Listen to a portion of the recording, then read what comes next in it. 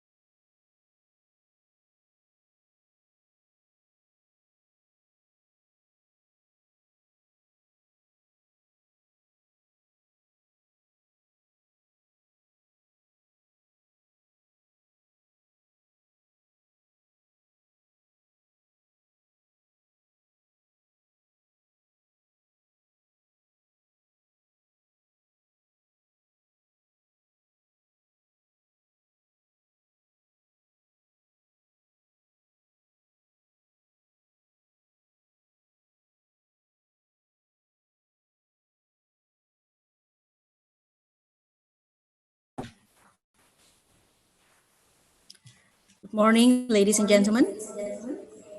Welcome back to the second International Forum on Spice Route 2020.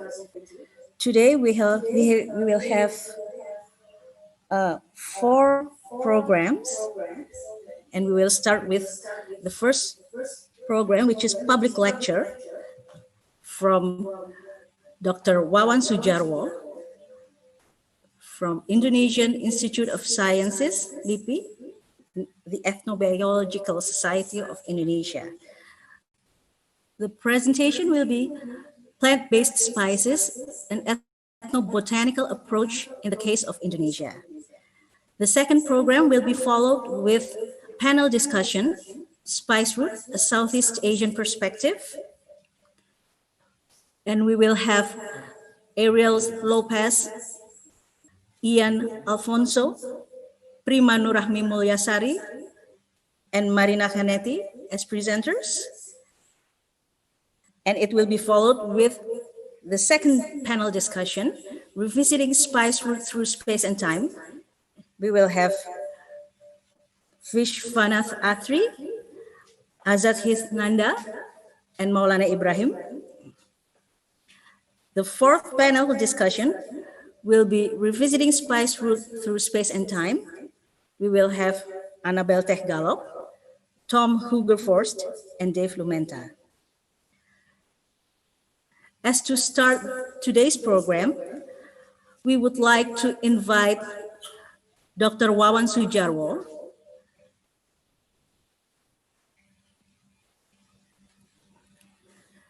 The public lecture session will be plant-based spices and ethnobotanical approach, the case of Indonesia.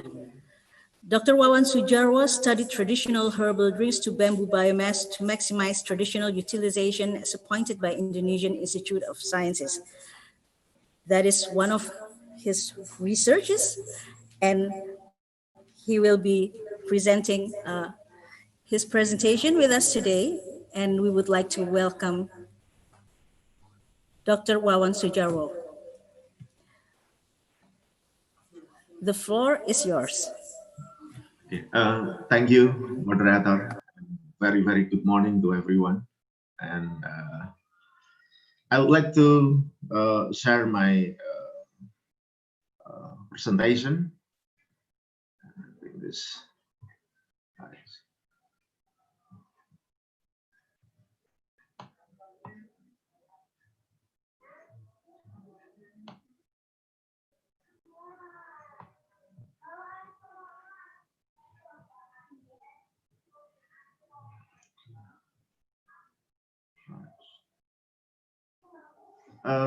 Have you seen my slide presentation?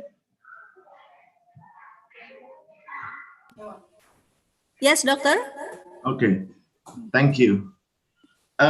First of all, I would like to thanks to the committee for inviting me to deliver this morning public lecture. And I was informed by the committee last Saturday, so that I just finished my presentation this morning. But and the second things I would like to thanks to Professor Eko Barotowaluyo. This presentation should be Pak Eko, but he encouraged me to deliver this public lecture. Right. I would like to introduce myself. My name is Wawan, and I'm the senior researcher in Indonesian Institute of Science. At this moment, I'm also the executive director of the Ethnobiological Society of Indonesia. And today I'm going to talk about the plant-based spice from an ethnobotanical approach to the case of Indonesia. So my talk will be only focused on the plant-based spice, because I'm not going to talk about the history of spice. I'm not going to talk about the root of spice, because I'm not expert in that field. And right. Okay, this full screen. Okay, I would like to divide my talk this morning into three parts. And the first part, I would like to talk about the data on Indonesia vascular plants and spice producing countries, and also ethnobotany. That's my field of study, and a little bit share with all of you about paleoethnobotany or archaeobotany. And the last part, of course, the plant-based spice, because what we are talking in the international forum on spice route is the spice. Okay, right. Yesterday I tried to look at the data about spice producing country in the world, and I found the data from FAO. It was in 2011, so I realized that it's almost 10 years ago. So I thought that the data is not valid. So I found this data from YouTube. This is the public domain, and I wish that this data is valid.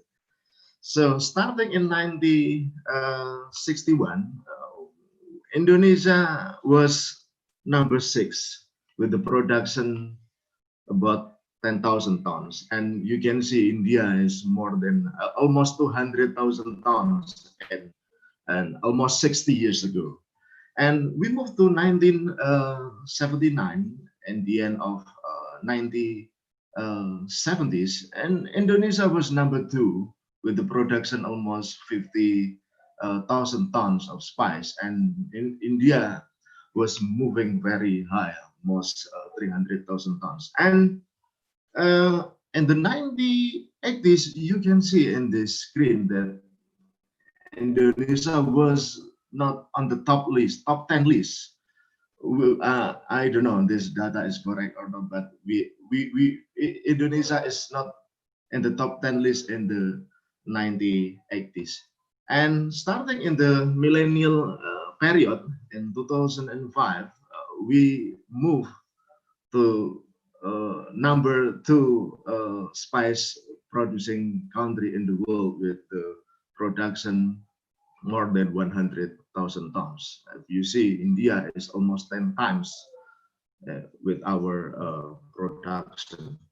And in 2020, you can see here that we are still in the top 10 list, but we are number 5 after India, Turkey, Bangladesh, and China. And with the production not so much different, because if you see this data, our production is about 106,000 tons. It's been that our production is decreasing about 500 tons, and you can see India is more than 2 million tons spice production in 2020. So if, in the next slide, I would like to share with you about the biodiversity, natural and cultural richness of Indonesia, but I'm not going to talk about this topic. I just want to point out about the species of vascular plants in Indonesia, which is about 7.5% of the global vascular plants in the world. I took this slide from international one-day webinar on Indonesian biodiversity last week, which was presented by Professor Rosikon. He is also our colleague in LIPI, and you can see here in this slide, and 7.5% vascular plants of the world, vascular plants. So we have almost 30,000 plant species growing in Indonesia. So we are number 4 in the world, with the endemism is about 60%, and the threatened species is less than 500 species. So I think it's not so many species are going threatened. So in this slide, I would like to compare the data from Professor Rosikon with the data from Mongabai. As we can see here that we are number 4 after Brazil, Colombia, and China. But if you look at India, India is number 9 with less than 20,000 species of vascular plants.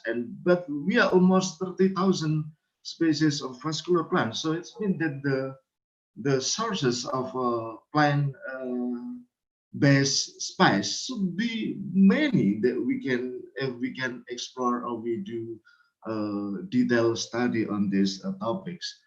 And the second part, I would like to talk about the ethnobotany and a little bit about paleoethnobotany. This is my field of study.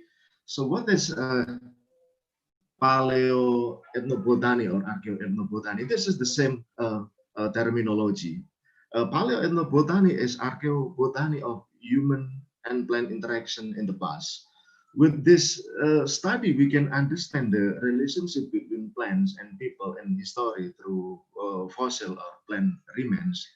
But if we can combine with the old or holy documents or relief, it would be a good combination to study these topics. So what is the importance or what is the benefits to study this paleoethnobotany? So we can try to understand, or we can try to reconstruct what our ancestors consumed 100 or 1,000 years ago. And talking about these two terms, paleoethnobotany is the term that people in the north Northern America use, but the European people, they prefer to say archaeobotany. And this is the map that we are living today.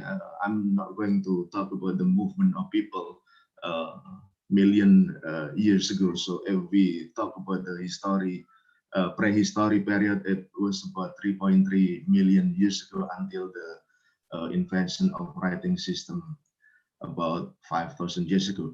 And this is our land. So we realized that last glacier ended up about 15 years ago. So at present day, most of Sunda land has been underwater and become the Java Sea. So if we want to study paleoethnobotany and then we would like to find them plant remains, it would be very challenging to find the evidence and sample for analysis, because in my opinion, the civilization in the past should be in the southern part of Sundaland, but no, became the Java Sea.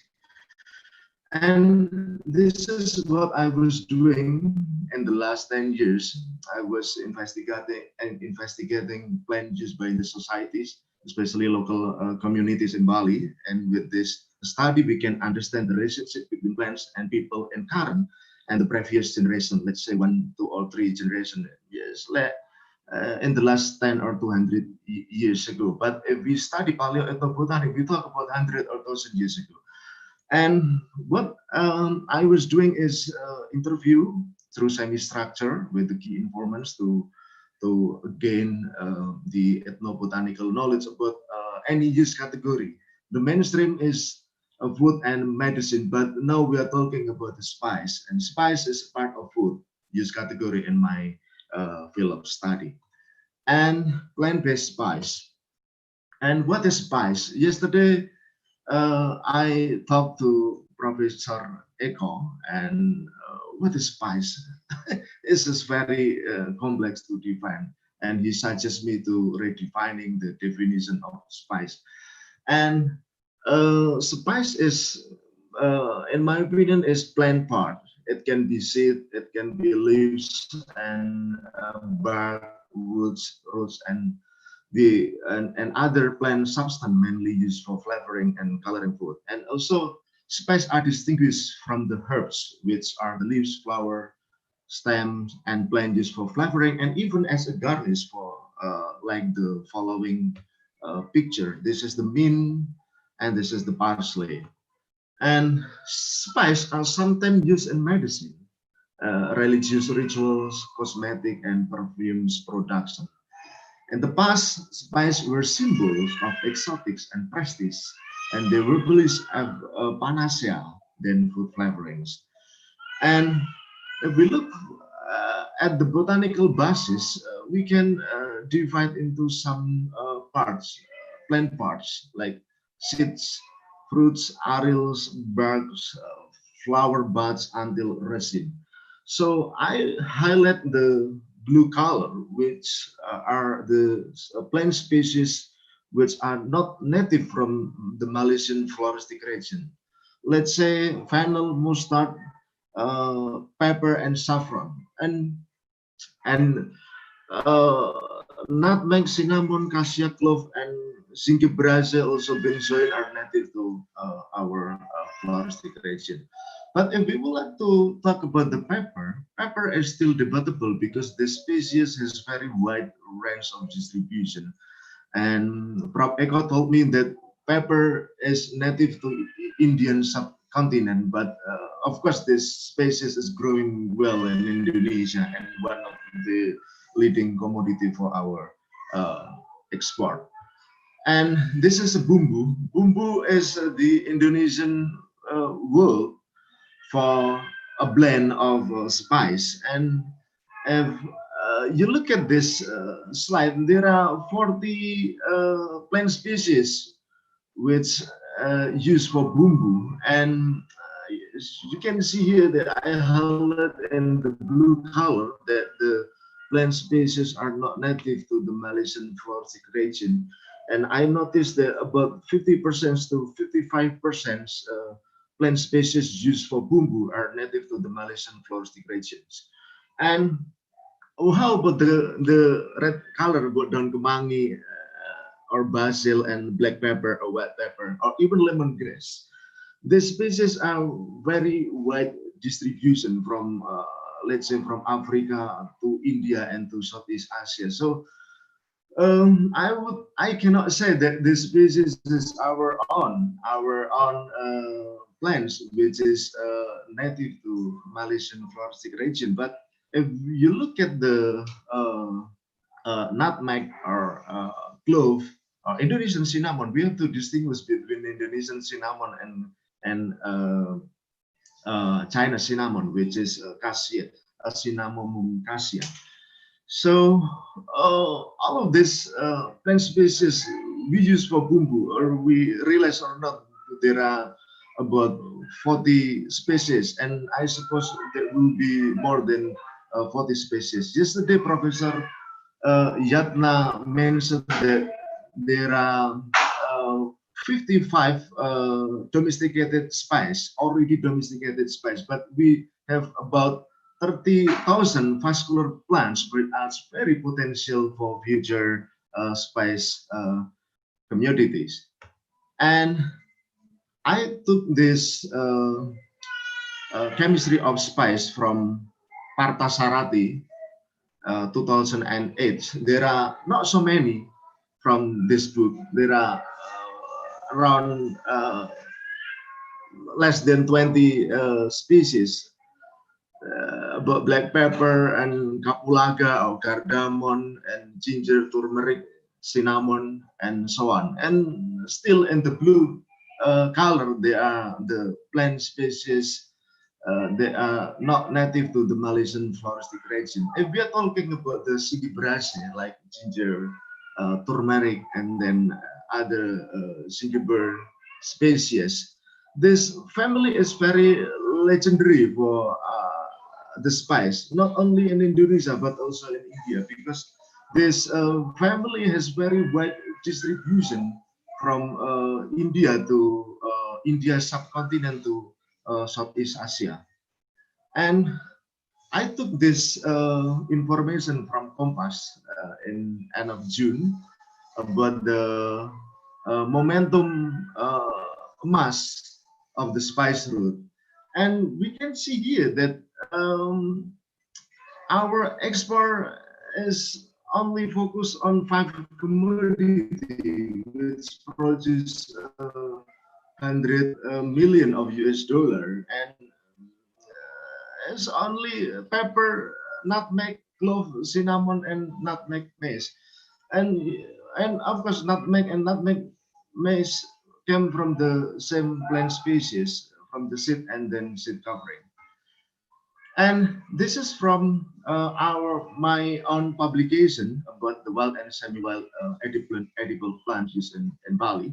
And I noticed there are 6 species used for spice. This is very specific to spice. Of course, that if I try to gain more knowledge or information, we can obtain more species than 6 species that I already published in the plant biosystem. And the species is similar with the Indonesian spice in common, like Indonesian cinnamon, daun salam, Syzygium polyanthum, and the citrus ambalicarpa, and kapulaga, and also kecicang. Kecicang is very interesting for the Balinese. This is very useful for bumbu, and also tingkeh and the candle nut is very common. And the second example is about the traditional herbal drinks from Bali, and this is the study about my study about herbal drinks in Bali, and I found there are 51 plant species used for herbal drinks, but the main species used for loloh is Alstonia scolaris, which is pule, and balsamifera, Blumea balsamifera, we call it sambong, and of course Indonesian cinnamon and pepper betel. And this is for my recent publication about Cinnamomum burmani, and so this species is one of my favorite plants. It can be used for medicines, it can be used for perfumes and food flavoring and the other use category. So at this moment, there is a trend about the Indonesian cinnamon during the COVID-19 pandemic, because the bark of Cinnamomum burmani is believed in preventing and combating the virus. For example, the Wedang Uwo is the legendary Javanese herbal drink in which the major component are secang, kaisal pinia sapan, and of course the ginger and Indonesian cinnamon, of course, the kayu manis. And this is another plans to be considered, like paper retrofractum, Singiber surumbet, and other plant species. Not more, but it's about 10 species. But if we look at this species, these species are not mainly native to the Malaysian floristic region, because some species they are very wide distribution from Africa to Indian subcontinent and then to Southeast Asia. Like Spondia spinata, because I have a publication in Spondia spinata. It's very strong evidence that this species could be considered for future spice commodity. Not only Spondia spinata, but also another species in this slide could be very promising if we can do research further on this species. And I would like also talk about the domestication process. What is domestication? Domestication is to bring the wild or semi-wild plant species to be cultivated. So it's mean that people know the use of this species. So it's mean that people know they will cultivate and then spread very wide. And this is about the Pandanus conoideus. This species is native to eastern part of Indonesia. Of course, this is very native, and I thought that some of you maybe know about this species, buah merah or red fruits.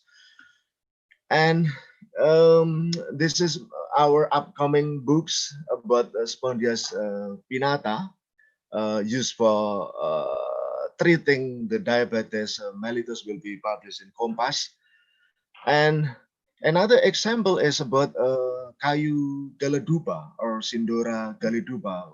We published this article in Journal of Tropical Ethnobiology, and the people in Sulawesi use this wood of the species for the incense before benzoin replaced the Sindora galedupa.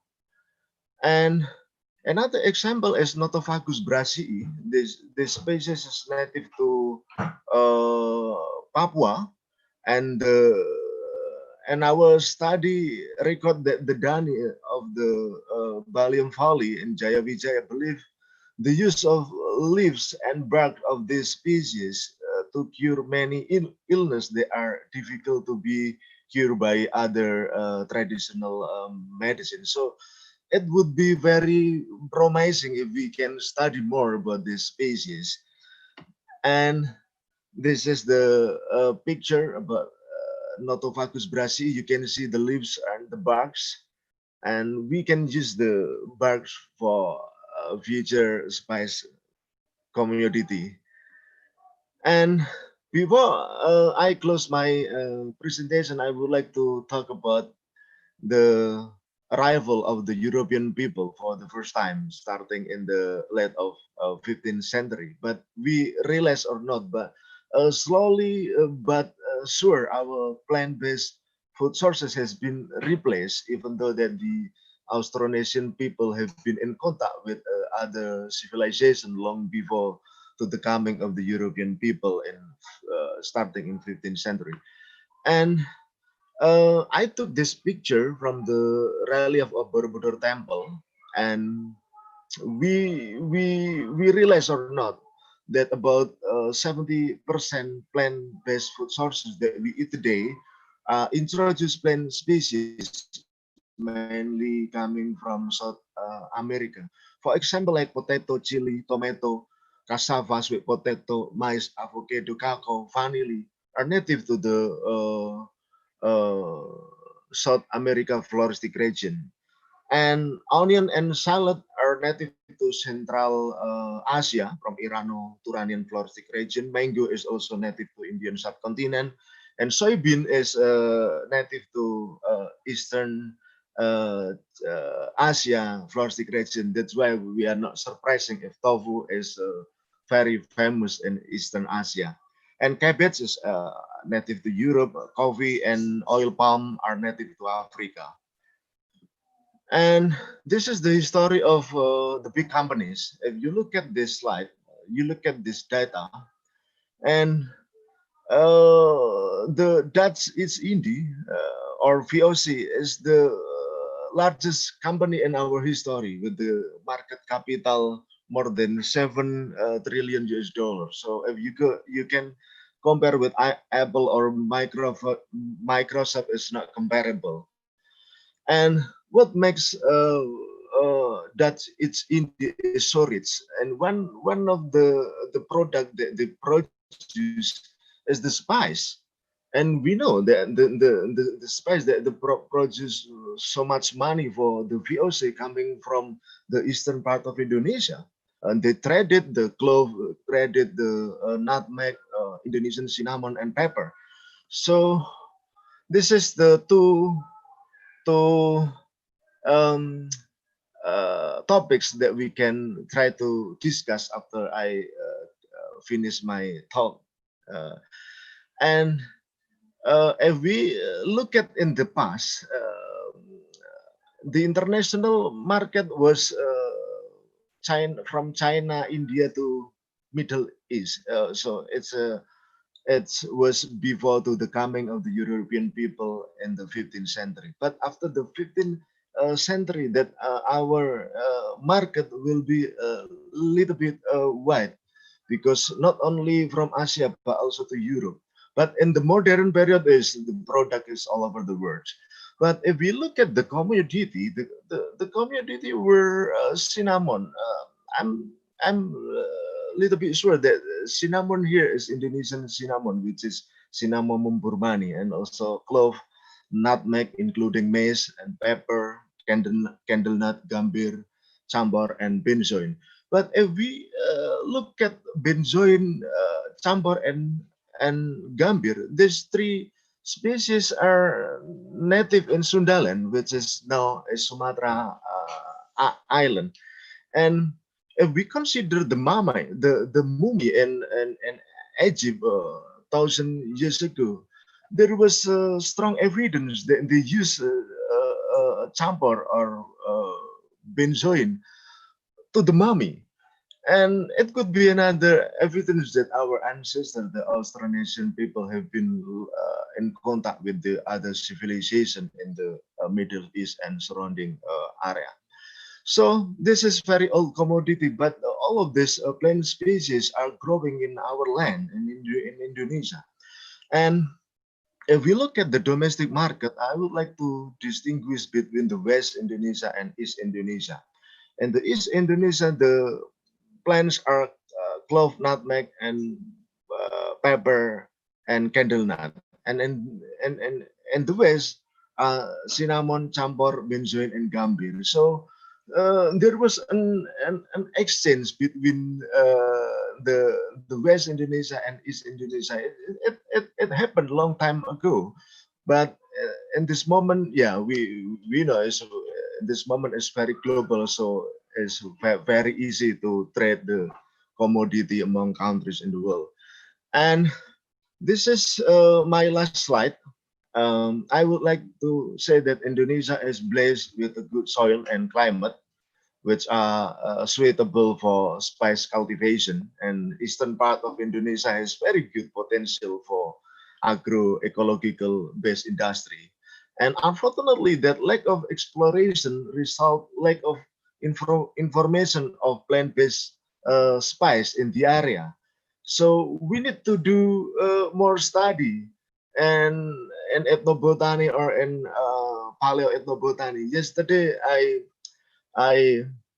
I heard that Professor Yatna has many students doing ethnobotanical study with Prof. Eko, and I think that this is one of the approach that we can document or discover the new spice community in the future. And of course, this is only one of the approach. Probably there are many approach to study about the spice. And the second things that I would like to say is from archaeobotanical and ethnobotanical approach, we can raise the theory of the bioconnection and how biological aspect influence the connection among countries. And this can answer when the connection happen and who influence who. And yesterday I talked to Prof. Eko, and he asked me, "Do you know? Are you sure that you have the old or sacred document that explain about the spice route?" And we still do not know about that, but probably historian or another expert can answer this question. And talking about who influenced who, we need to study further. Or even the Austronesian people influence the Indian people, or the Indian people influence the Austronesian people. We can answer this hypothesis by the research. And that is my presentation. And if you still have some question and of course we still have the time to Q&A session, because I like to discuss with all of you about these topics. But if you still have a specific question, you can email me, or if you want to see my profile, I provide my research kit or Scopus or even Google Scholar. If you want to read my publication, you can do it. Thank you for your attention. Thank you, Dr. Sujarwo. We still have time for Q&A, so I will let you raise hand for all the participants who have any question. You could use the raise hand feature from the Zoom. Thank you.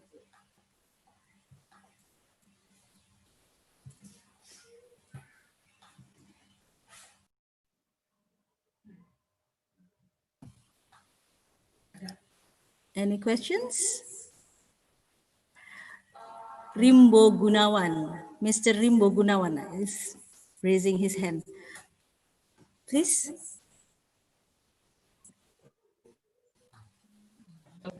I cannot say anything. Well, can you hear me?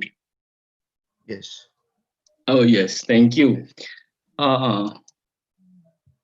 Wawan, Dr. Sujarwo, I like your presentation. I really enjoy your presentation. But somehow I need a more clarification on the definition of spice that you have mentioned early in your presentation.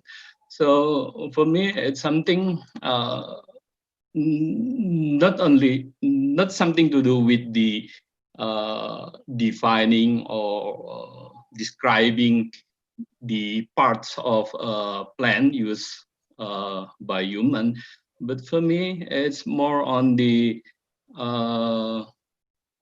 way we organize our knowledge and our information about the function of that plant. So yeah, it's more on the way we human organize our information about that plant and then place it into our category. Then we use it, we name it according to our terms. In Indonesia, we have the term bumbu. Bumbu is a different time. So bumbu for me is not something to do with the substance, but it's the way we organize the thing into that fit to our system of knowledge. And I think this is also the way we learn ethnobotany. I think ethnobotany is more referred to the way the people organize the knowledge about the environments, not only the environment, especially the plants and its function in fulfilling their needs.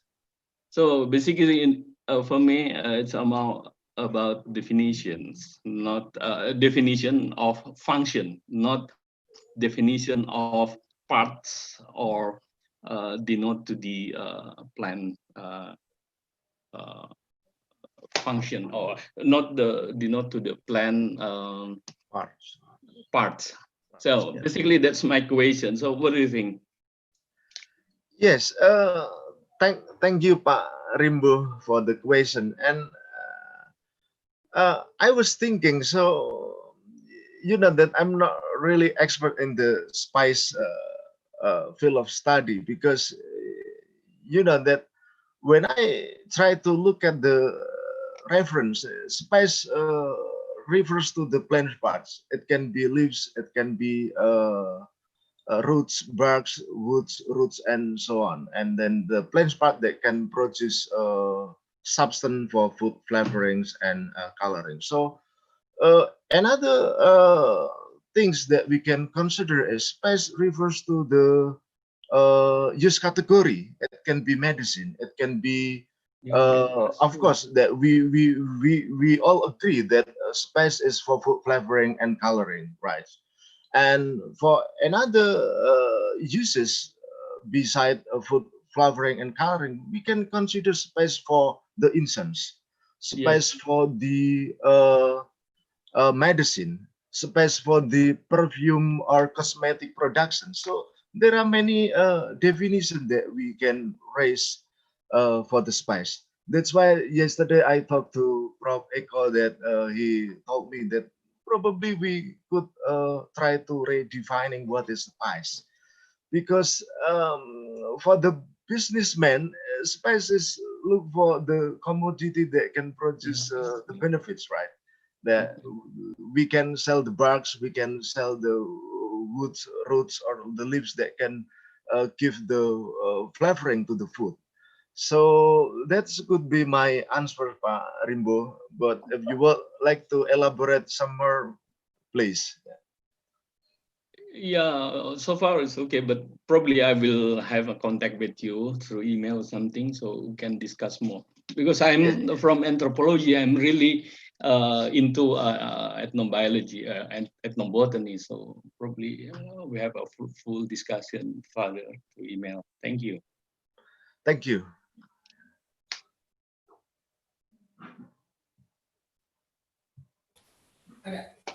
Next, we have Pak Suherman. Please.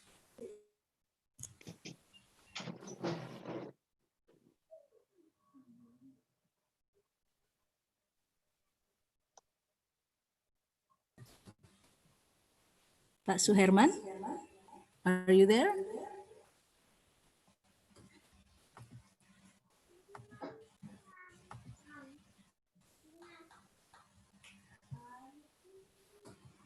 While we're waiting for Pak Suherman, maybe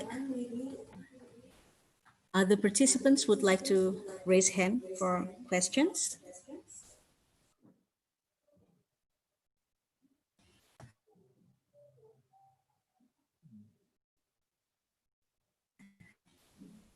Pak Abdul Haris Martakusuma, please turn on your mic. Yeah.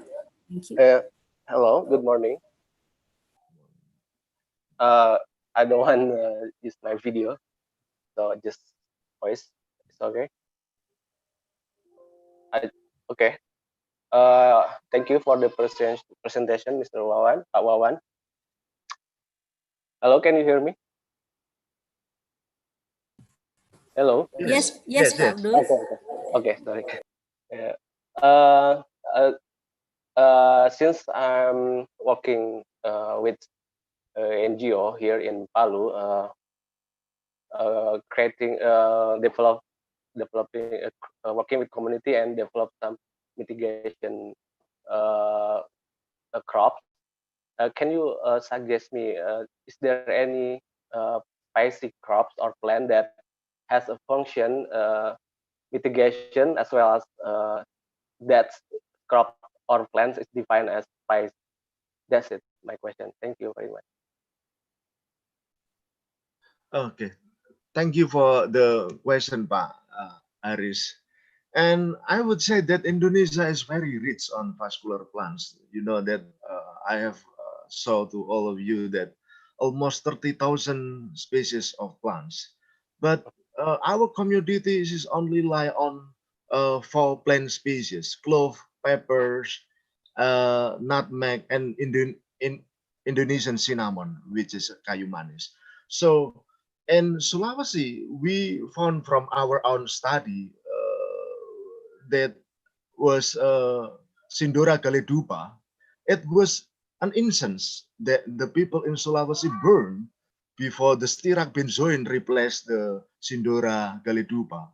Probably long time ago. We still have the plant species, and then we already published the paper in the Journal of Tropical Ethnobiology. Of course, for another plant species that I can suggest so many plant sources that we can use for spice. And 20 years ago, we published in Prussia, right?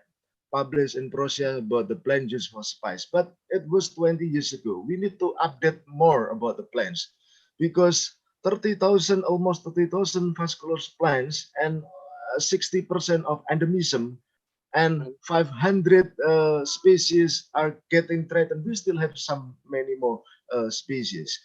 And Sumatra, I don't have a lot of data about Sumatra, but in Bali I have very strong data about the spice plants. So if you would like to talk more about the plant species which are potential for the spice community in the future, we have to answer that question by doing research. And based the research, we can know what kind of species they are potential for spice, because we already did talk with Pak Rimbo. The spice can be related to the plant parts, or spice can be related to the use category. Of course, the important use category that we strongly hold is for the food and food flavoring. Thank you, Pak. Sorry, I can relate to the answer that, I mean, the plan or a spicy plan that has function to reduce or prevent the disaster or flash flood, hydrometeorological flash flood disaster like flash flood or a landslide like that, has function like that. If you can mention in Bahasa what the plan or spicy tree you suggest here in Sulawesi, or Sulawesi, endemic eastern part of Indonesia. Okay, thank you, Pak Abdul. But I think that is a little bit out of the topics, because if we are talking about the plan used for the landslide or for the disaster mitigation, it's not related to the spice. Yes. Okay, I mean, yeah, you can email me. Yeah. Okay, you can email me. Okay, sorry. I mean, spicy tree or spicy plant that has a function in the top of the roots, has function to the mitigation. So it is interesting if you suggest. Okay, No. I will email. Yes, and one thing, and I would like to add one information. If we can consider about the tamarind, Tamarindus indica is planted in the side road. So it was during the Dutch colonial that in Java they plant many tamarind in the side roads. So I think we can consider, because I can consider to plant the tamarind. And the other plant that we can consider is the conifers, because there are many conifers that use for the spice. For example, in my slide presentation from Papua, we found some of Nothofagus brasii or Papuacedrus arfacensis, then we can consider the plant species for probably disaster mitigation like landslide or other uses. Okay. Okay, thank you very much, Pak Wawan. I will email you later. Thank you. Okay, thank you, Pak. Okay. We still have time for one more questions.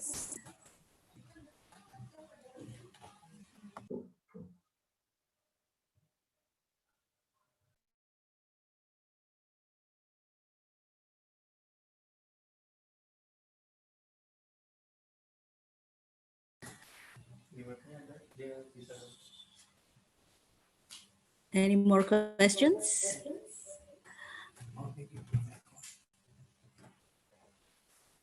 We also see Professor Eko is here with us today. Are you there, Professor?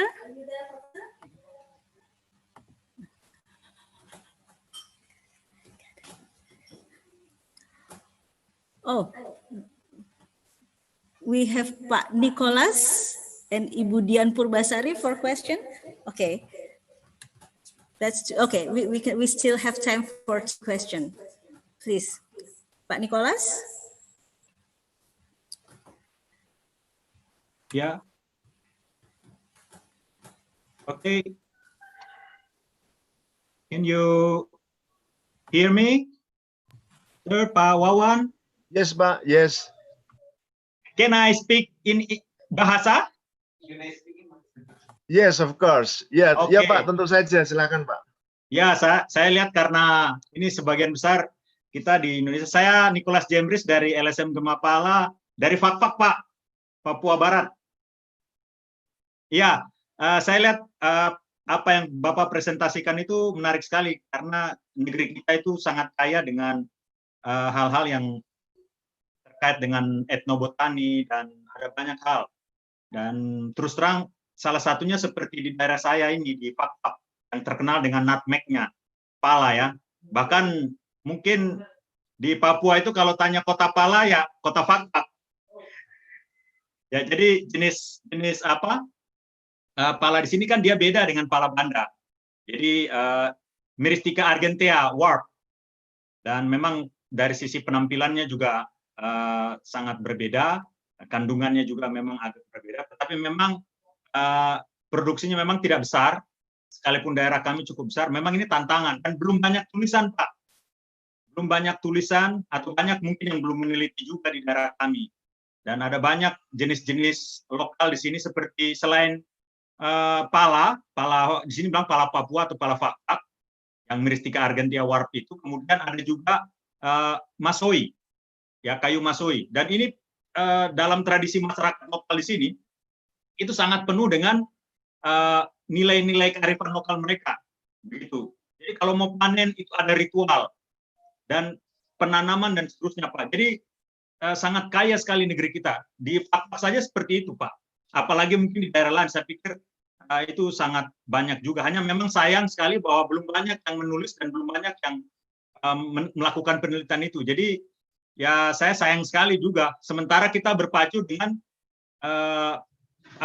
perkebunan ataupun industri-industri investasi yang skala besar seperti sawit, Pak. Dan memang ini tantangan kami juga bagi aktivis-aktivis lokal. Di satu sisi memang ya kita butuh investasi, tetapi juga di sisi lain memang kita harus bisa melestarikan nilai-nilai termasuk keanekaragaman hayati. Nah, mungkin sekedar diketahui, Pak, di daerah kami Fakfak ini atau di Jazirah Bograi itu sangat minim sekali penelitian-penelitian di sini, Pak. Sementara ini dijadikan food estate seperti di Merauke juga dicanangkan, dan sawit sudah masuk. Mohon maaf, bukan kita menjustifikasi, tetapi memang ini kondisi, dan itu land clearing, kemudian ada HTI rencana mau masuk juga, dan ini di hutan primer kita, Pak. Nah, yang tadi saya sampaikan itu bahwa ini menjadi tantangan kita, Pak. Dan ya mungkin lewat forum ini saya mau sampaikan kalau memang ada teman-teman peneliti-peneliti yang monggo bisa datang ke Fak-Fak atau ke Papua untuk bisa mengelaborasi serta melakukan eksplor. Sayang kan negeri kita sendiri, daerah kita sendiri ini ya apa sebelum anak cucu kita tahu malah sudah punah begitu. Bahkan mungkin dengan kearifan lokal yang ada sudah mulai terkikis begitu Pak. Nah, sayang sekali begitu Pak. Terima kasih Pak. Mohon pencerahannya. Oke, terima kasih Pak Nicholas. Jadi betul tadi apa yang Bapak sampaikan. Jadi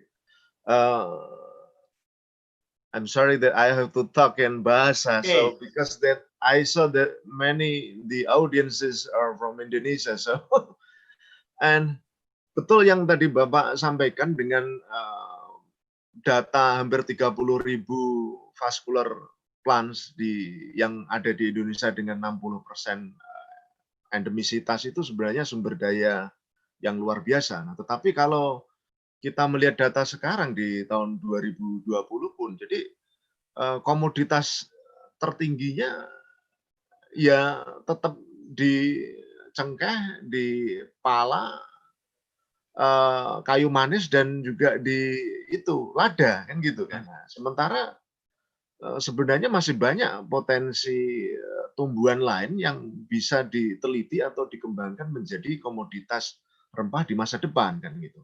Nah, itu baru kita berbicara mengenai jenis tumbuhannya. Nah, kalau kita berbicara mengenai varietasnya, Pak, itu beda lagi, Pak, gitu. Nah, varietas seperti yang tadi Bapak ceritakan, miristika kan. Jadi miristika kan bisa juga ada, selain miristika fragrance kan juga ada miristika yang lain kan, seperti yang tadi Bapak ungkapkan di Fak-Fak. Nah, varietas itu bisa tumbuh dari varietas alam atau juga tumbuh dari varietas yang diciptakan gitu. Nah, di Kementerian Pertanian ada sebuah unit kerja bernama Balai Penelitian Tumbuhan Rempah dan Obat. Nah, mereka sebenarnya sudah punya roadmap kerja bagaimana menciptakan varietas-varietas tumbuhan rempah seperti pala dan cengkeh. Itu menjadi banyak varietas. Yang namanya varietas kan dia selalu akan melihat produktivitas kan. Dia tahan terhadap kekeringan, tahan terhadap cekaman, produktivitasnya seperti apa dan lain sebagainya. Tentunya itu nanti akan menjadi profit. Nah, profit yang mana nanti kalau sudah bisa tercipta varietas yang memang betul-betul unggul, nah itu dapat membantu petani, Pak.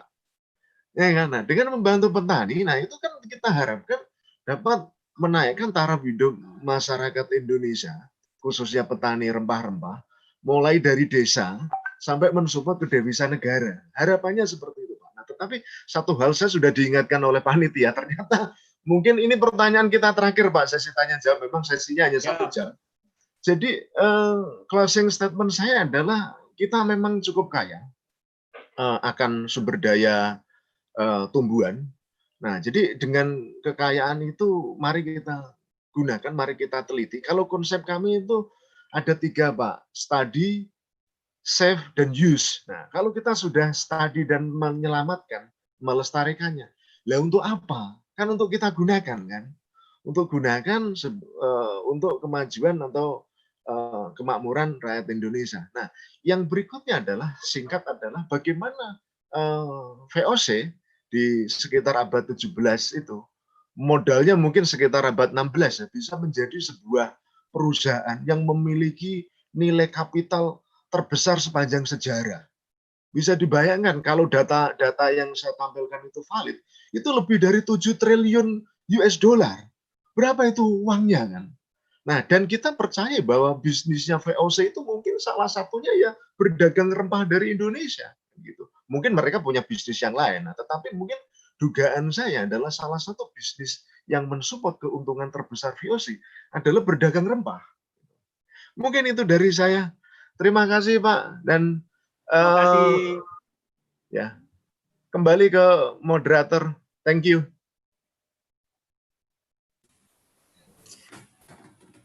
Thank you very much, Dr. Sujarwo. Now we are still in the International Forum on Spice Route 2020.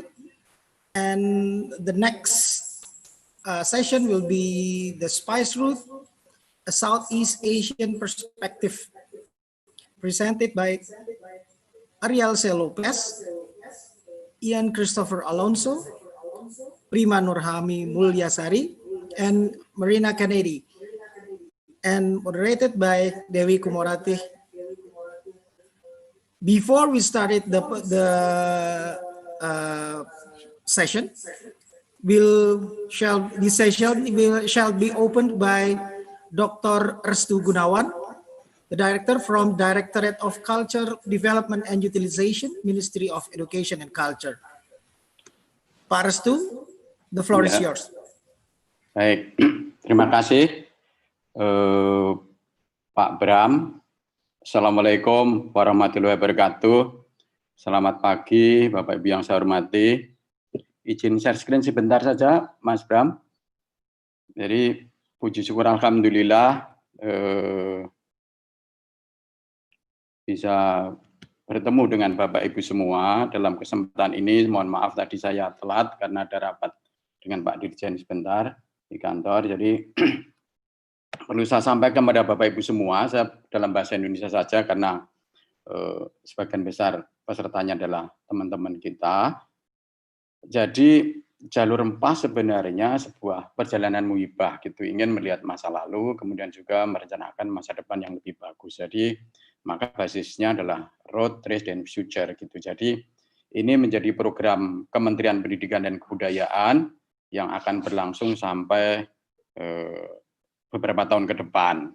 Nah, untuk tahun ini, tahun 2020, karena kondisi pandemi yang terus terjadi seperti ini, maka target kita sebenarnya ada awareness. Jadi bagaimana kami bersama teman-teman komunitas dan seluruhnya untuk bersama-sama membangun kesepahaman tentang pentingnya jalur rempah dalam konteks Indonesia maupun dunia. Jadi nanti di tahun 2021 engagement dan di 2004 kalau bisa dikapitalisasi maupun dimonetisasi. Meskipun demikian bukan berarti bahwa tiap tahap itu tidak, kadang-kadang bercampur-campur juga, kadang awareness juga masih berlangsung, engagement berlangsung, kemudian monetisasi, kapitalisasi berlangsung juga gitu. Jadi ini bukan sesuatu yang terpisah-pisah, tetapi sesuatu yang bisa paralel sifatnya. Nah, untuk itu kita mempunyai milestone juga bahwa di tahun 2020 ini kita akan tentatif list dulu ke UNESCO. Kemudian di tahun 2004 target kita juga di-approval sebagai World Heritage. Maka ini tentu tidak bisa nih kita Kemdikbud melakukan cara sendiri-sendiri gitu. Nah, maka kali ini kami terima kasih sekali ini dengan Yayasan Negeri Rempah yang sudah beberapa tahun memulai kegiatan ini dan menjadi partner dari Direktorat Jenderal Kebudayaan untuk membangun awareness juga gitu. Jadi dan juga saya kira tadi juga ada teman-teman dari komunitas dan sebagainya. Mari kita bersama-sama untuk menyuarakan ini bahwa rempah-rempah tidak hanya sekedar komunitas, tapi mempunyai aspek yang cukup luas, aspek teknologi, aspek agama, aspek tatanan sosial masyarakat dan budaya dan lain sebagainya. Bahkan tentang peradaban yang di wilayah sungai dan lain sebagainya. Jadi jalur rempah sebenarnya ingin membangun kembali narasi tentang kehebatan nenek moyang kita dalam sebagian orang-orang bahari, orang-orang yang mempunyai kemampuan di bidang kelautan. Yang selama ini kita sudah lama meninggalkan laut, kasarnya meninggalkan budaya maritime, tapi kita lebih ke agraris. Mestinya dua-duanya harus seimbang, bahwa mindset kita, budaya besar kita, budaya besar itu di otak kita dan budaya kecil adalah infrastruktur dan lain sebagainya. Itu sebenarnya harusnya bersama-sama, bahwa mengubah paradigma berpikir itu bukan sesuatu yang mudah, mungkin perlu bergenerasi-generasi. Jadi untuk itu kami bersama teman-teman komunitas mudah-mudahan bisa terus melakukan kampanye bersama-sama untuk menempatkan kedudukan rempah-rempah sebagai kekuatan pemersatu dan pembentuk perkembangan peradaban Nusantara, bahkan dunia. Yang kedua, Nusantara juga merupakan simbol penting pertukaran antar budaya yang menyatukan berbagai ide, ilmu pengetahuan, agama, bahasa, bahkan adat istiadat yang selama berabad-abad seperti yang disampaikan oleh Pak Wawan Sujarwo tadi tentang ekonomi dan lain sebagainya. Selain itu juga mengisi citra maritim dan bahari bangsa yang sudah lama kosong dengan kejayaan Nusantara di masa lalu. Sebagai pemain internasional dalam perdagangan dan politik maritim, kekuatan maritimnya. Jadi ini menjadi sesuatu yang penting bagi kita semua untuk menjadi awareness kita bersama gitu, bahwa nenek moyang kita orang Pelaut itu betul-betul ada dan bukan sesuatu hanya sekedar nyanyian. Menurut saya nyanyian itu perlu kita amplifikasi ke seluruh masyarakat menjadi alam pikir, kira-kira seperti itu. Menjadi alam pikir dan pada waktunya menjadi tindakan dan perilaku kita bersama bahwa laut adalah kekayaan kita, laut adalah masa depan kita yang harus kita pelihara dan kita terus lakukan bersama-sama seluruh masyarakat. Saya kira itu Bapak Ibu yang saya hormati, selamat berseminar, berkonferensi setelah 2 hari dan saya lihat pesertanya teman-teman begitu banyak dan mudah-mudahan ini bisa terus menginspirasi kita semua. Dan untuk itu pada kesempatan ini dengan izin Bapak Ibu semua dengan ucapan Bismillahirrahmanirrahim, konferensi internasional Forum Spice Road saya nyatakan dibuka. Terima kasih. Akhirul kalam bila taufik wal hidayah. Wassalamualaikum warahmatullahi wabarakatuh. Om Santi Santi Om Rahayu. Terima kasih. Terima kasih Pak Restu. Kita sambung ke sesi berikutnya. Ladies and gentlemen, we continue the program. Now the forum is the Spice Route, a Southeast Asian perspective. To moderate this forum, please Ibu Kumorati, Dewi Kumorati, an Executive Director of Negeri Rempah Foundation. She has also been active as lecturer and a faculty member at Bina Nusantara University, Department of Visual Communication Design. She completed her graduate study in anthropology and currently a doctoral student at the Department of Anthropology, University of Indonesia. Please, Ibu.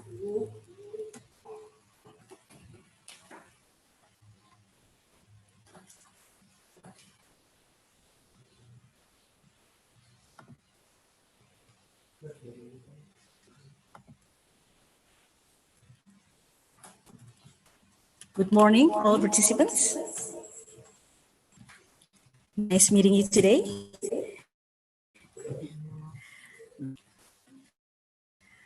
I will be moderating the next panel discussion, which will be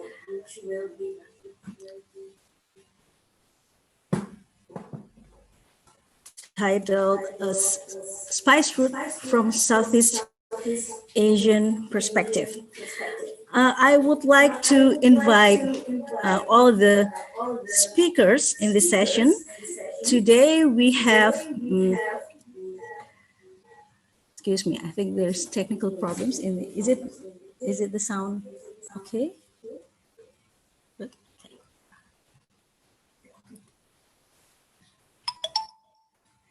Yes, today we have Dr. Ariel Lopez from Philippines.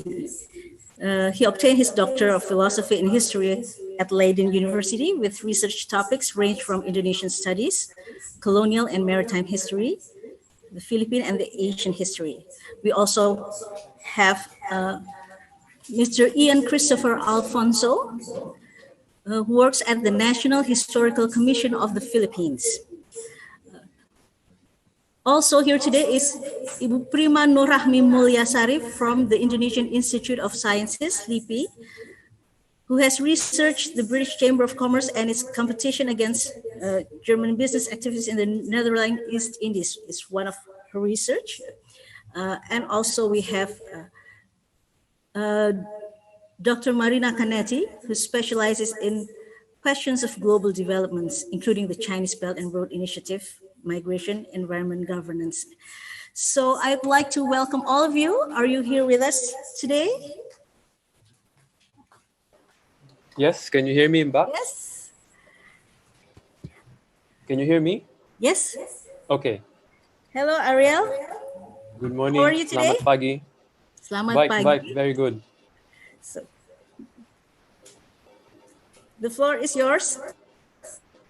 Okay, I Please, hope if that you'd like my to share screen. the presentation. Okay, sebentar ya.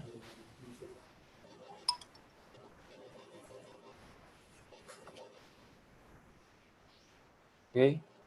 Selamat pagi. Assalamualaikum warahmatullahi wabarakatuh. I'm Arya Lopez, and my partner is Christopher Ian Alfonso.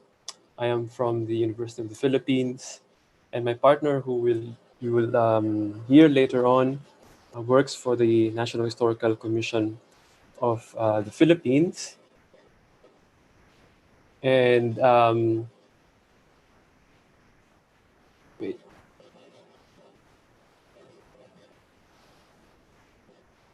Okay, so this presentation is actually a combined presentation of myself and of Ian.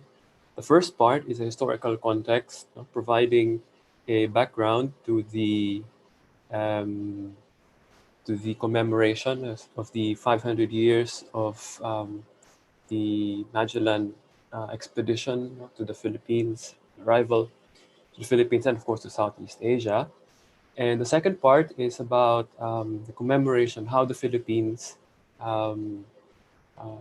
conduct, hold, what's the perspective, what's the idea, what's the spirit behind these commemorations. But first of all, I would like to thank the organizers, especially Bako Morati for inviting. In fact, when I heard that Indonesia was under the leadership of Hilmar Farid was organizing this conference, and being aware that in the Philippines too you have this ongoing celebrations of the 500 years, there was a sort of aha moment that these two countries, even though we are neighbors, we share a lot of history together, there is very little conversation, especially when it comes to historical topics. So I hope this is an invitation. It serves as an invitation for collaboration, for cooperation, and for more conversations between Indonesia and the Philippines. So, as I mentioned earlier, this paper has two objectives, two parts. First is to highlight the connections of the Philippines in the regional spice route before and after the Spanish colonization. And second, it's how a Filipino-focused narrative informs the commemoration of the 500 years of the Magellan expedition. So as I've mentioned, this is a first part will be me, and the second part will be Ian Alfonso. So we go back to history, and if you look at the Philippines during the Song period, from where the sources of this historical period comes from, you see that the Philippines is entangled, terlibat in this spice trade as part of the Moluccas-China route. So this north-south route traverses many of the Philippine islands, and we know that this route is probably most important, or more important than the eastern-western route that brings the spices to the western side of the Malay-Indonesian archipelago, to India, to the Arabian Peninsula, and eventually Europe. So this this route to China, they say, as scholars say, is most important in the spice trade before the 13th century, right? And so we see the trade polities, we see port polities like Butuan in northeastern Mindanao, Manila, Mindoro, close to Luzon, and Sulu as important trade polities before Spanish arrival in the 16th century. And in this map, you see I indicated there where Butuan is, right? And it's conveniently located along this route from southern China to eastern Indonesia. We know that Butuan appears in Chinese records during the Song period from until the 13th century. Right, and Butuan is a place, according to Roderick Tapp, that it's a place that offers cloves, right? And it doesn't mean that, you know, cloves. We know that cloves grows only in northern Maluku, and it's offered, you know, by traders from Srivijaya, from Java, and even Butuan. And most likely, these were picked up by traders from Indonesia. And if you look at the archaeological records, you have Song ceramics found in Butuan. You have a celebrated several balangais, or large sailing boats, excavated in Butuan, one of which fits rightly into our period, the 13th century. And this one is exhibited, not the one in the photo, but one exhibited in the National Museum, dates back to around 1250 AD, towards the end of the Song period. Meanwhile, if you look at other trade polities, and they seem to have, to rise a bit later than Butuan, say, for example, of Sulu and Manila in the 14th and 15th centuries. So Sulu, some scholars say, and probably this is true, that like Brunei, was under the influence, of the Majapahit, and through the course of time, it was able to remove itself from the influence of Majapahit. In fact, in 1368, Sulu attacked Brunei, but its attack was repulsed by the help of Majapahit forces who came to Brunei and to help Brunei and to fend off the attack from Sulu. I think one clue, one hint to this emerging regional trade is quite a rare find, the Pandanan shipwreck found very close to Sulu at the bottom tip of the island of Palawan, also in the Philippines. And here you find thousands of artifacts, ceramics, coming from southern China, from Thailand, and most especially also from Vietnam. And while they don't have evidence of this carrying spices, right? Most likely in the return trip, from wherever this ship came from, most likely in the return trip to southern China, or perhaps to Champa or to Vietnam, it likely carried spices. So, as the historian William Henry Scott notes, Butuan in the 11th century and Sulu in the 15th century were dealing not only in products that were found in their immediate localities, but also in spices, in aromatics, in silk, and porcelain. Right? So they're involved in regional trade, right? And spices from the Maluku are an important part of that commerce. And one important evidence of this Sulu involvement in trade is the tomb of Paduka Batara, who was part of a series of expeditions, of missions, of trade missions, of tributes to China, to the imperial capital, from 1417 to 1424.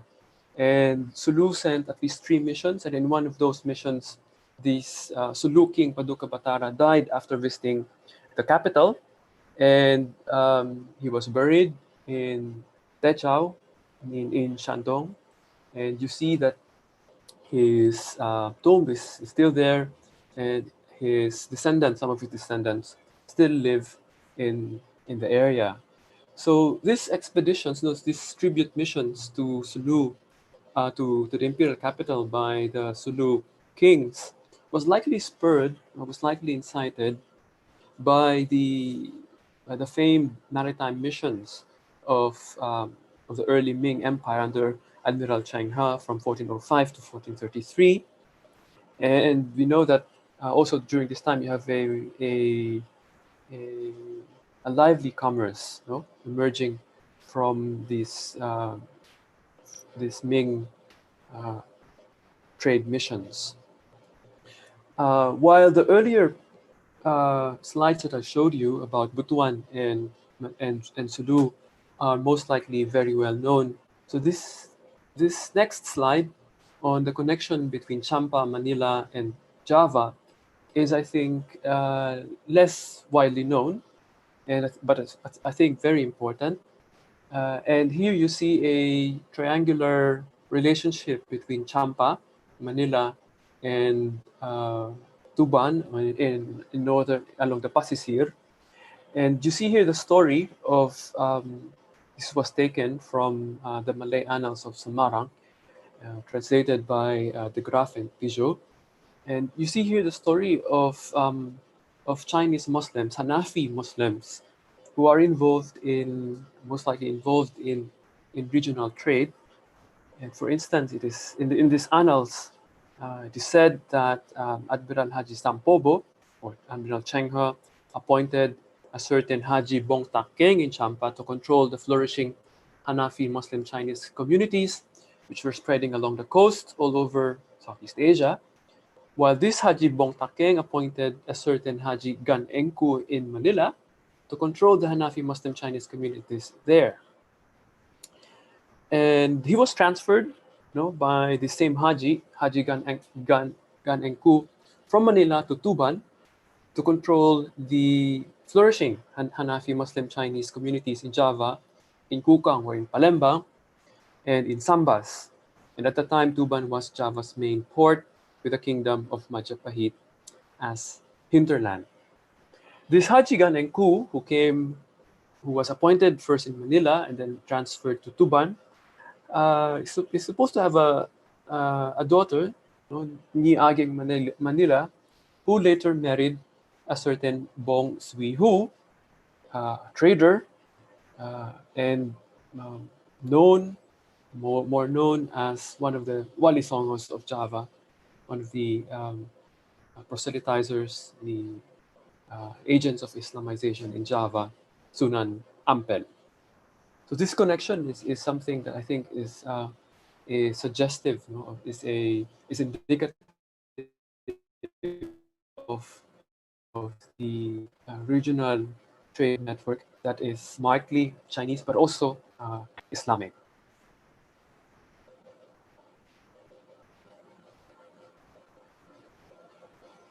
By the early 16th century, 1500s, we see in the literature, people of Luzon, the Lusoes, were active throughout the Malay-Indonesian archipelago. The very good observer, one of the first observers, European observers of the region, Portuguese Tomé Pires, noted that Muslim Lusoes, or people of Luzon, trade regularly in Brunei and in Malacca. And we also know that the Luzons were collecting sandalwood as far as Timor when Magellan's ship reached the area, and these people of Luzon were there to gather sandalwood for the Chinese trade. Right. But all of this, of course, would have a dramatic turnaround when these Spaniards arrived in the 16th century. And what is not very emphasized in the literature is that what the Spaniards actually did was to cut and to benefit from the former Islamic trade networks that they saw when they arrived. So they know that without these trade connections of the Philippine archipelago with the wider region, these trade polities of Manila, Mindoro, Sulu, they would not survive. So they need it. The Spaniards need to cut it, to destroy the connections of the Philippines with Indonesia, with China, in order for them to to be successful in their colonizing enterprise. So this is what they do. First, according to William Henry Scott, Mindoro must be neutralized. Mindoro is that island close to Luzon. Then Manila must be taken to capture the China trade. Next, Borneo must be reduced to break the Malacan connection to Malacca. And lastly, Jolo and Maguindanao, Sulu and Maguindanao must be neutralized for direct access to the Spice Islands to the south. And so Mindoro was attacked, eventually conquered, 1570, Manila in 1571, Borneo and Sulu 1578, attacked by the Spaniards, Mindanao 1579, and the Moluccas in 1582. Right. Another, so we know the story of the Spanish enterprise, the European enterprise, and it is a story of intense competition. First, you have the Portuguese competing with the Spaniards taking over the Moluccas, and then eventually being defeated by the Dutch in 1663 or 1660s, and they were removed from Maluku and also in the North Sulawesi by I think 1680s. So it's the Dutch who eventually won the spice competition, or the spice monopoly.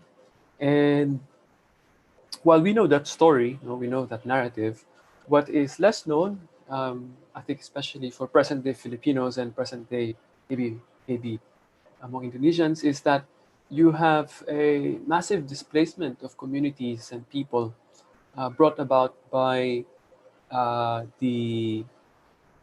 by this spice competition.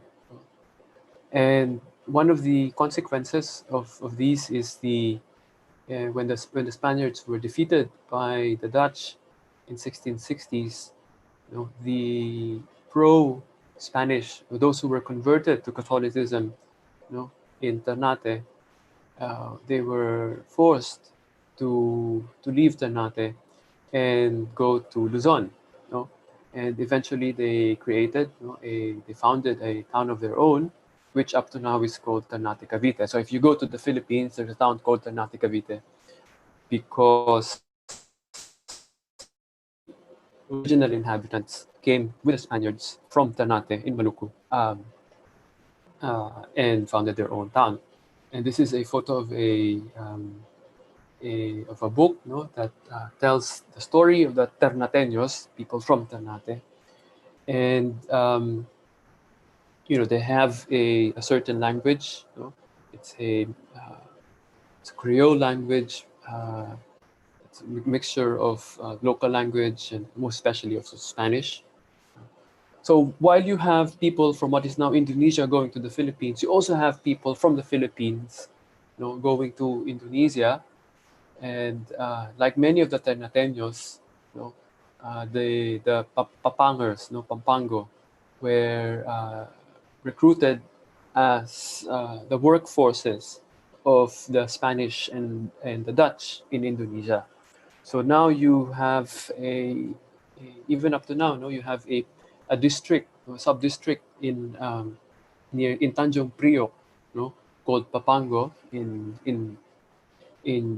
Batavia, what is now Jakarta, and the original inhabitants of that district, Papango district, were soldiers, freed slaves who were recruited by the Spanish and then absorbed by the Dutch, and they were stationed all over Maluku, even in Timor and in Batavia. But unlike the Ternateños, unlike the Ternatans in the Philippines, I think the Papangers were not able to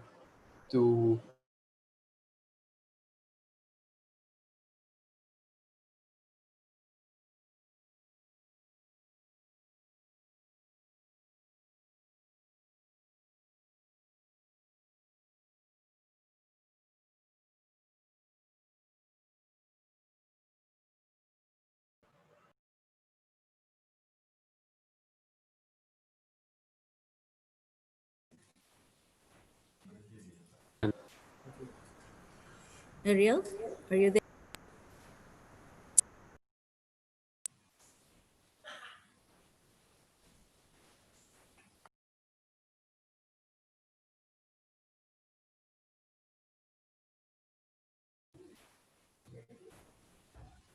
It seems that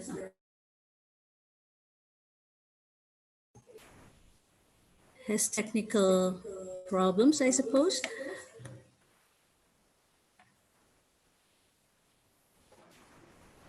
Okay. Oh, you're back. Yes.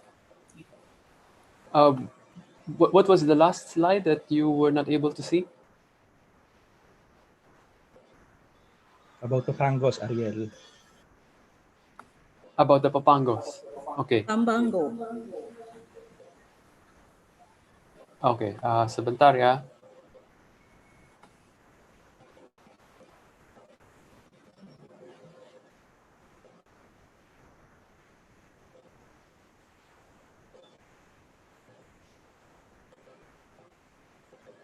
Yep. Okay. So, so as I mentioned earlier, while you have people from the Malay-Indonesian archipelago going to the Philippines, and wait, I think my video is not there. Yep. So, so while you have people from the Philippines, going to and settling in what is now Cavite, in Luzon, you also have people from the Philippines being recruited, settling down in Indonesia. And what is not very widely known is that the Papango district, in Jakarta, in Tanjung Priok, was originally founded by people from the Philippine province of Pampanga. And like the Ternatans, they were originally recruited as the workforce of the Spanish and the Dutch. Many of them were originally freed slaves, right? And so while the Ternatans of Cavite spoke a Creole language, based on Spanish, what the Papangers spoke most likely generations would be Malay. And it seems to me that the Ternatans of Cavite were able to keep their ethnic identity much longer than the Pangers did, in Indonesia. And they were found, I think I've failed to mention that they were found not only in Maluku, but also in Timor. I saw myself records, in the VOC sources of uh, of why is my video of Papangers, what the Dutch call Papangers, and they usually served as soldiers. So, what is the key takeaways, of this first part? So, the Philippines is an important node, of this spice route that connects China and Maluku, and this route is important, before, especially before the 13th century, before it was eclipsed by that western-eastern route that connected Indonesia with Europe. And we see commercial networks, linked strengthened by common religion, Islam, and ethnicity, Chinese. And also the third point is that intense European competition for spice monopoly displaced, people from both sides, from both Indonesia and the Philippines. So on that note, I would like to give the presentation to my partner, Ian Christopher Alfonso, to discuss the commemorations. Right. Ian? Yes, good morning, Ariel. Good morning. Salamat pagi. Yan. Good morning from the Philippines. I'm sharing now my PowerPoint, the assigned topic.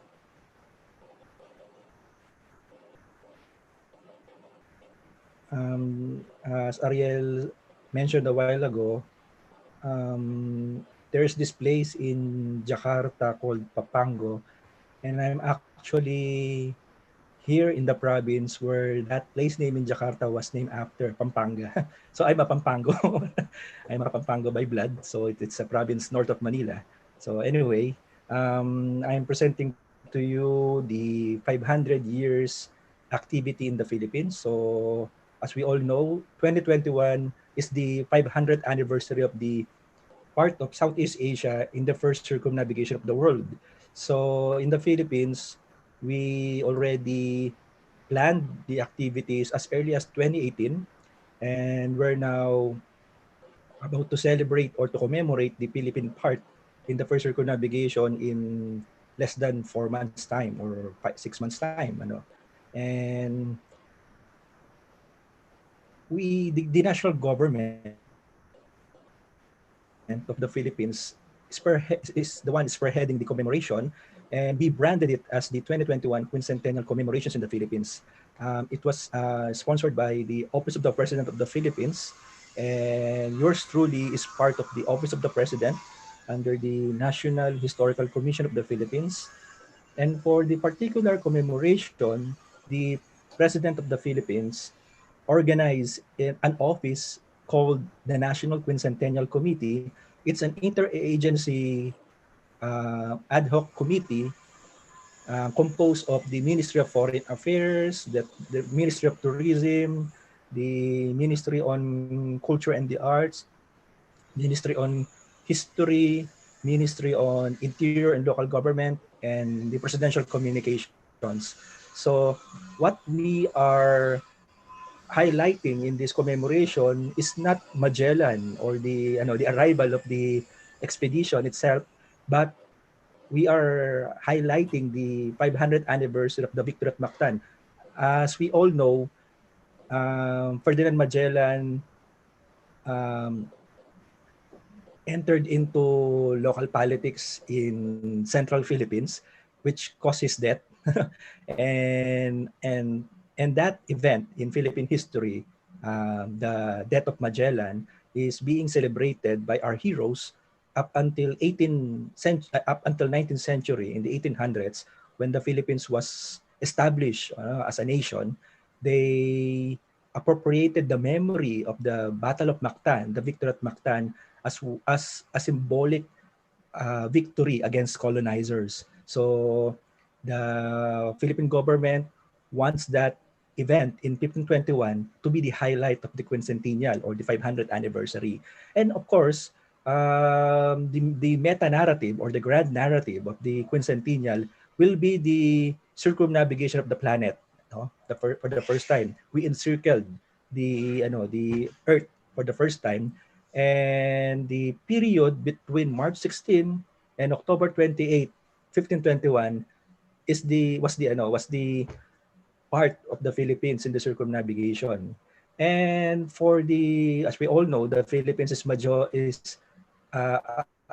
of the Philippine population is Roman Catholic or Christian. It is also the 500th anniversary of the Christianity in the Philippines. Also during the arrival of the expedition, of the Magellan expedition, whose purpose was actually to get to Maluku, particularly Ternate. Because of that expedition, our ancestors got acquainted with the Christianity. So Magellan introduced Christian faith to the Filipinos, and for majority of the Filipinos, 2021 is a great milestone for them as a Christian. And there are two institutions in the country, in the Philippines, spearheading the 500 years. There's this government-led, which is more on historical and cultural aspect of the quincentennial or the 500 years, and the church-led, because as I mentioned a while ago, it's the 500 years of the introduction of Christianity. So just to differentiate the two, the government is focusing on the historical aspect of the circumnavigation of the trade route, and then the victory at Mactan, and then the church, of course, the Christianity. And then in the Philippines, we often begin our history with the arrival of Magellan. This is the traditional way of studying Philippine history since we are in elementary and high school. But for almost a century now, historians and scholars wanted to remove that idea that the Philippine history should begin in 1521, in the arrival of Magellan. So for a century, there were advocacies, there were attempts to trace back Philippine history as early as the things Ariel Lopez mentioning a while ago, our interactions with the Majapahit Empire, anything about pre-colonial Philippines. So and the good thing now for this commemoration, the government wants to emphasize the pre-colonial, what was the Philippines before the arrival of these colonizers, of these Spaniards, so of the Europeans. So we want to highlight the Filipino perspective of this commemoration. That's why even on the praising, even on the context we are favoring, you can feel, or you can see the Filipino-centric point of view. So, and then we are also promoting to re-educate our countrymen, and of course the other peoples or the foreigners, that 1521 was not the year the Philippines was discovered, because for a long time it is being ascribed as the discovery of the Philippines, which was an insult to our ancestors, because our ancestors were been here for thousands of years as part of the Austronesian world. So, and then it is also one way of rediscovering our ties with our neighboring countries. So it is to dispel the notion, the misconceptions that the Filipinos were discovered, or the Europeans or the Spaniards introduced civilization to our ancestors, which is very below the belt. It's a very insulting thing to fed your people that you were civilized by the colonizers. So we want that to be dispelled in this commemoration. So, and then just a while ago, what I said, we begin this re-education by the proper usage, or the proper phrasing of the celebration. So instead of 500 years of the discovery of the Philippines, which by the way, in 1921, when we were under the Americans, the U.S. insular government of the Philippines, they actually sponsored the 400 years of the discovery of the Philippines. So it was of course given because we were under the colonizers, and then the point of view of national history is very colonial. So 100 years hence, in 2021, we don't want to follow that. We don't want to follow that. That tradition. So instead of 500 years of discovery of the Philippines, we favored to use instead 500th anniversary of the Philippine part in the first circumnavigation of the world, because the grand narrative here is the circumnavigation, not the colonial thing. So we are one with the world in celebrating, in commemorating this achievement of humanity. Now, for the first time, we empirically prove that the Earth is round, and then and because of the trade route, the West and East had this unprecedented connection, and the globalization and etc. The cross-cultural exchanges, and then we understand our planet, our home planet, well because of this this achievement of humanity, and because there are several commemorations in 1521. we collectively call it as the 2021 quincentennial commemorations in the Philippines. And then our team actually revolves on two aspects of that historical event. The victory symbolizes of course, the triumph of our ancestors in defeating Magellan in 1521 in Mactan. So, and then actually, your Panglima Awang, Enrique de Malacca, actually was part and parcel, or part of that, actually after the victory at Mactan on April 27, 1521, Panglima Awang or Enrique de Malacca, the translator of Magellan here in Southeast Asia, actually plotted to massacre these Europeans in Cebu. So that aspect of the circumnavigation should be highlighted.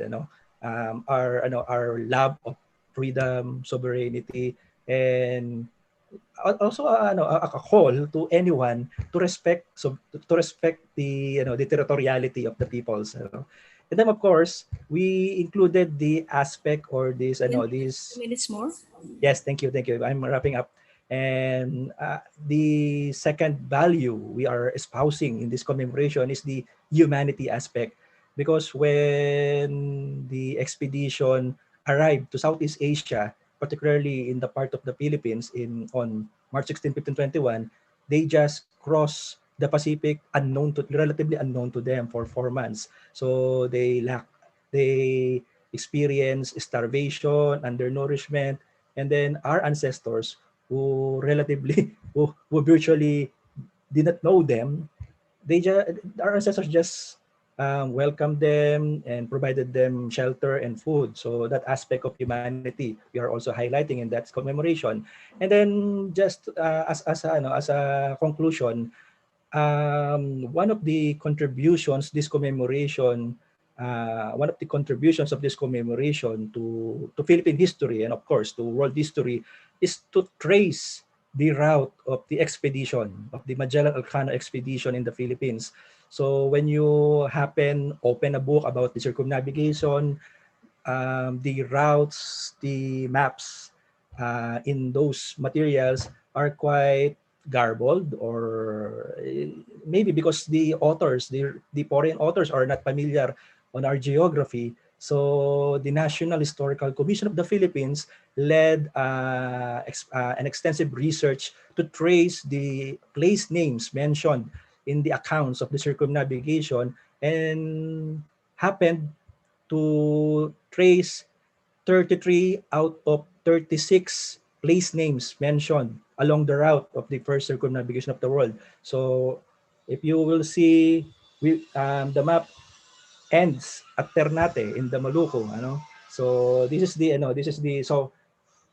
the what we call this. So far the product of an extensive research of the government to trace the landing sites, the places visited by the expedition in the Philippines. So, and we are also marking these sites with historical marker and a humble monument, and then there's this relief depicting the event in that particular place. So even in the artworks we are installing, these are the sketches of the reliefs we are installing per site along the route of the expedition. We emphasize we favored our ancestors to be the highlight of the artworks. No? So if you will see here, our ancestors were tattooed because they were documented as tattooed people. And then here's Enrique de Malacca bridging the two rulers, a certain ruler among our ancestors and then Magellan. So these are just some of the example of sketches. So just to show even in the artworks we are favoring our ancestors in this circumnavigation. So in the Battle of Mactan, and okay, that's it. So thank you very much for giving us opportunity to present the Philippine commemoration of the first circumnavigation in 2021. Thank you, Ariel and Ian. Hello, Mbak? Yes? Oh, you, I think we have a video. oh yes, 1 minute video. Yes. We'll share it from here.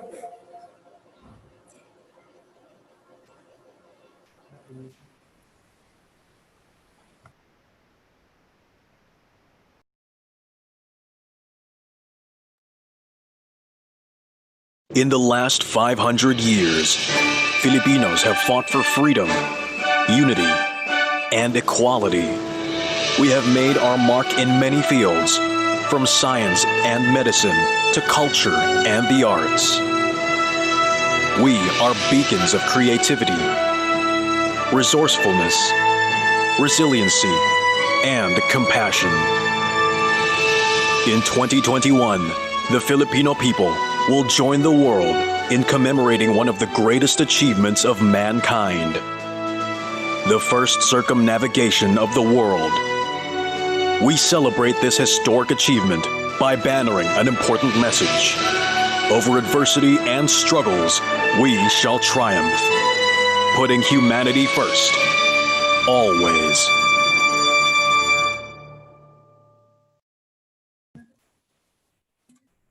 Thank you. So that concludes your presentation. Yes, thank you Ariel very and much. Ian.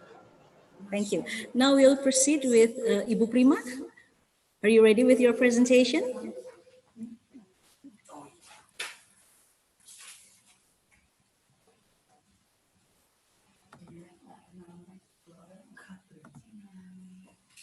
Ibu Prima.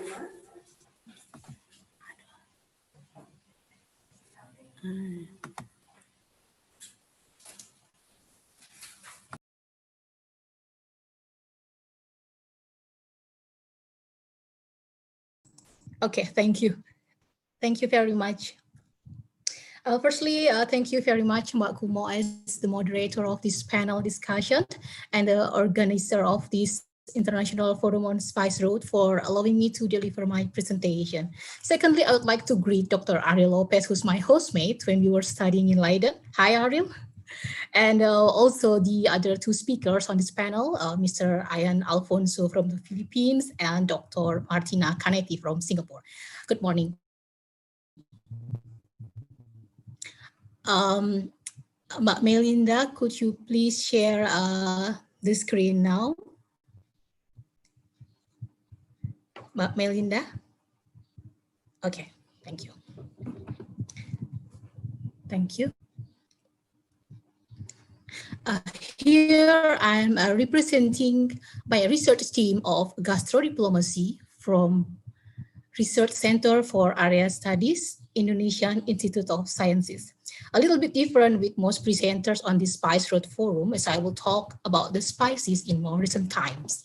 Okay, so the title of my presentation is Spices and Diaspora, Indonesian Cuisines and Restaurants in the Netherlands. This year is our first year of 5 years planning on the research of gastrodiplomacy as a part of national research priority under the theme strengthening the role of Indonesia in regional and global levels, economic diplomacy and diaspora. So we actually are very new to this spice topic. The output we expect from this project is a policy recommendation to Indonesian government related to gastrodiplomacy. Gastrodiplomacy is a public diplomacy carried out by mixing and matching cultural diplomacy, culinary diplomacy, and the essence of nation branding to make foreign cultures such as food and food narratives become real in other countries. Mbak Melinda, please, next slide.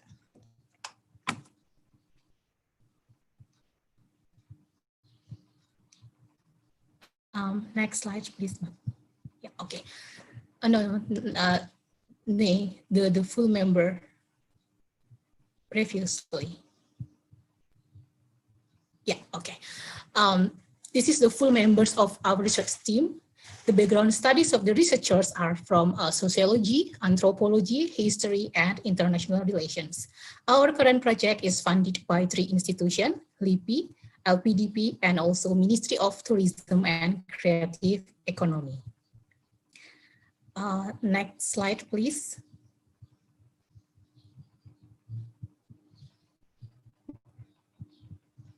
Yeah, this is the outline of today's presentation. To get started, let's look at the following slides. Next, please.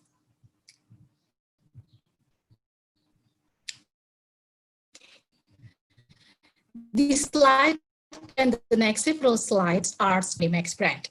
Indonesia Spice Up the World is the theme of last year's Ubud Food Festival, an annual festival held in Ubud, Bali Island with a mission to bring Indonesian food, culture, and art to the world. A spice is usually defined as an aromatic part of a tropical plant, be it its root, bark, flower, or seed, which mostly used for food seasoning. The majority of all spices are of Asian origin. Since 1,000 years ago, the archipelago has been well known as the Spice Island. Nutmeg and cloves are originated from Banda Island and Moluccas in eastern part of Indonesia. The Spice Road left its legacy on the contemporary life of Indonesia and the world. The opening up of sea roads to the Far East for the spice trade allowed European interest and cultural domination to spread. In regard to the spices that have been sought after, the worldwide Ministry of Education and Culture of Republic Indonesia has recommended the great story of the Spice Trail be recognized by the UNESCO World Heritage Committee. One of the targets of the Indonesian government to make the Spice Road a UNESCO heritage is to present the past for Indonesia's future. To this day, Indonesia is still the prominent producers of major spice commodities. Its leading products are pepper, nutmeg, cloves, mace, and cinnamon. The top destination for Indonesian spices exports are United States, Germany, Netherlands, Singapore, and Japan. In the present time, the spice trail might be used to promote Indonesian food, arts, and culture. Food can be an instrument to form a cross-cultural understanding to enhance international interaction and cooperation. Indonesian food that is very rich in spices, therefore, provide an alternative role in international relations, particularly concerning public and cultural diplomacy. Overseas diaspora abroad can play an important actor as the agent of cultural diplomacy with host countries. In this slide, we are reading an article of a Canadian citizen of Dutch descent about her staple food at home, nasi goreng, a comfort food she got from her mother who come from Friesland, a province in the Netherlands. Like any other Dutch diaspora abroad, they still maintain close relation with the homeland cuisine. Nonetheless, the staple food in her Canadian household is not European food, where the Low Country is situated, but an Asian food originated from Indonesia, the former colony of the Netherlands. By way of the ex-colonizer, the Netherlands, the Indonesian spices and recipes found the way to the North American. Between 1946 and 1972, 481,000 Dutch citizens emigrated from their homeland mainly to traditional immigrants countries like Canada, the United States, Australia, and New Zealand. Within the diaspora community, food is a universal language to share belonging to their origin. Thus, these exotic cuisines like Indonesian food, which were starting to exist in the Netherlands after the Second World War, followed the Dutch diaspora to the northern and southern hemisphere. And the way those online Dutch shops in Canada, United States, Australia, New Zealand market the Dutch brand is that they still use the name of Indonesian food as a separate name, although the brand itself comes from the Netherlands. Mbak Melinda, please next slide. This is in Australia, and next.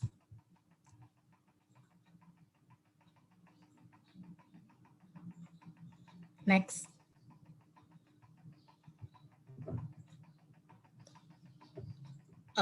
Next again. Next again. Okay, next again. Yeah. Next again. Next again. Next again. Okay. Okay, thank you. So what is CONIMEX? It stands for the Conservan Import-Export Maatskappij, a Dutch leading food company for Indonesian and Asian spices and recipes. It was established in 1932 in Baarn, the Netherlands by Tony Schouten and von Sterneberg. At the time, CONIMEX imported spices from the Dutch East Indies through the connection of Wim Millenaar, an ex-Royal Netherlands Indies Army, or KNIL, who returned to the Netherlands. Millenaar's wife then helped with the recipes knowledge she got during her stay in Netherlands East Indies to sell their food products. The colonial era had some effects on Dutch kitchens at the beginning of the 20th century.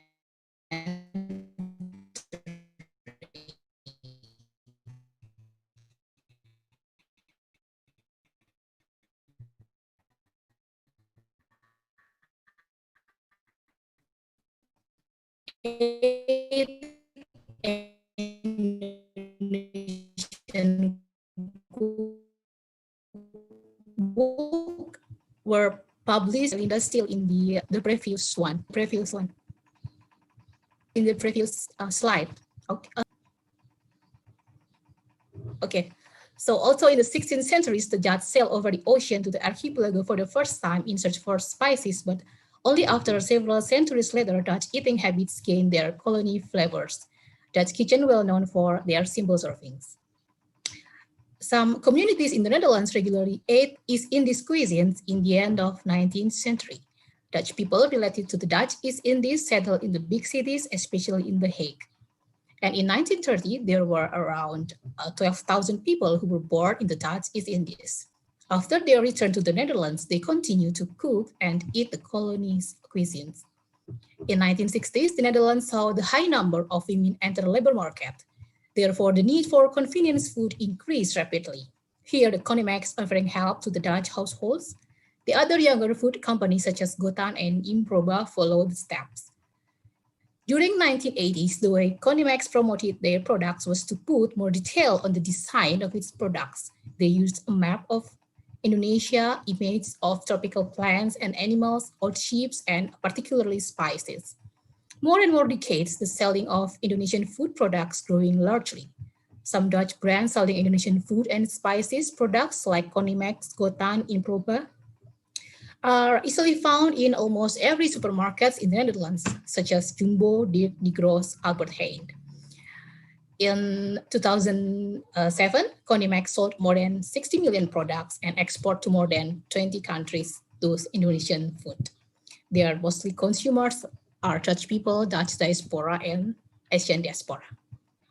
Next slide, please, Mbak Melinda. Next slide. Yeah. Yep. Okay. So the Indonesian spices and recipes in the Netherlands, an overview. In the early 1900s, in The Hague, an Indian restaurant was first opened. The Vereniging Oost en West, or East and West Association, a club for people who wanted to promote the Dutch East Indies among Dutch audiences, started serving rice tafel to members and visitors around. The association finally evolved into a restaurant. For some time, this was the only Indian restaurant in town, but the next 2 decades, more Indian restaurants were also founded. In colonial times, the word Indisch here refers to everything related to Dutch East Indies. An important obstacle for the acceptance of Indian cuisine in the Netherlands in early 20th century was the negative association many people had with rice. Rice might have been a widely consumed staple food in Dutch colony in Asia, but was ultimately still seen as foreign by the Dutch in the Netherlands. Between 1945 and 1959, approximately 300,000 migrants left Indonesia to the Netherlands. Following the repatriated, the Dutch were increasingly encountered Indonesian eating habits. The trade in tropical products and spices conducted by small businessmen and employees on ships was escalated. In Amsterdam, the number of Chinese Indonesian restaurants increased from 2 in 1945 to 44 in 1960. In the same period, Indonesian restaurants increased in number from 0 to 6.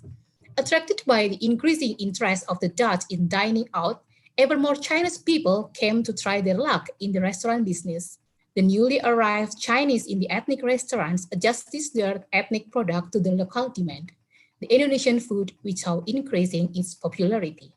They therefore advertised their eating houses as Chinese Indonesian, which implied that they served Indonesian dishes as well as their own Chinese servings. bakmi, satay, and nasi goreng became the most favorite Indonesian cuisine in Netherlands at that time. In 1950s, Tong Tong Fair was started to promote Indies and Indonesian cuisines. Tong Tong Fair is an annual celebration of Indies cultural heritage which takes place every year in The Hague until now. Next, please. Yeah, okay. Several decades after the Second World War, the Netherlands changed rapidly and the Indonesian food became more popular. However, it didn't come easily. Nevertheless, Margaret, women magazine with the most subscribers in the Netherlands, started to include China's Indonesian recipes in early 1950s. So did Libelle, the other women magazine. The Chinese Indonesian recipe article in Margaret comprised 6 recipes: rice toman, sayur keri, dendeng ati, sambal, bakmi, and lumpia. Between 1960 to 1980, 4 Indonesian recipes were the content of kitchen section on Margaret magazines. The number were increased between 1985 to 2000, where 31 Indonesian recipes were published in the magazine. Next slide, please. We have 5 minutes left. Next slide, please. Oh, okay. Ooh. Okay. Can I have like 5?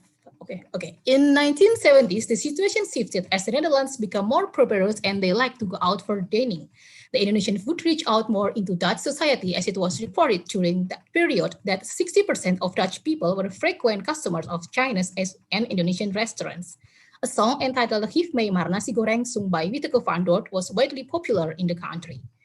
A description about Indonesian diaspora running food business during 1970s in the Netherlands was written by Beb Faulk, as mentioned in Van Otterlo's book. She wrote, "Here in the Netherlands, the Indonesian migrants started to import Indonesian spices and ingredients, opened shops in their front rooms, and their men drove in old cars all over the country with sambals and jars, brown crackers, salty fish, and whoever could raise some capital opened an eatery."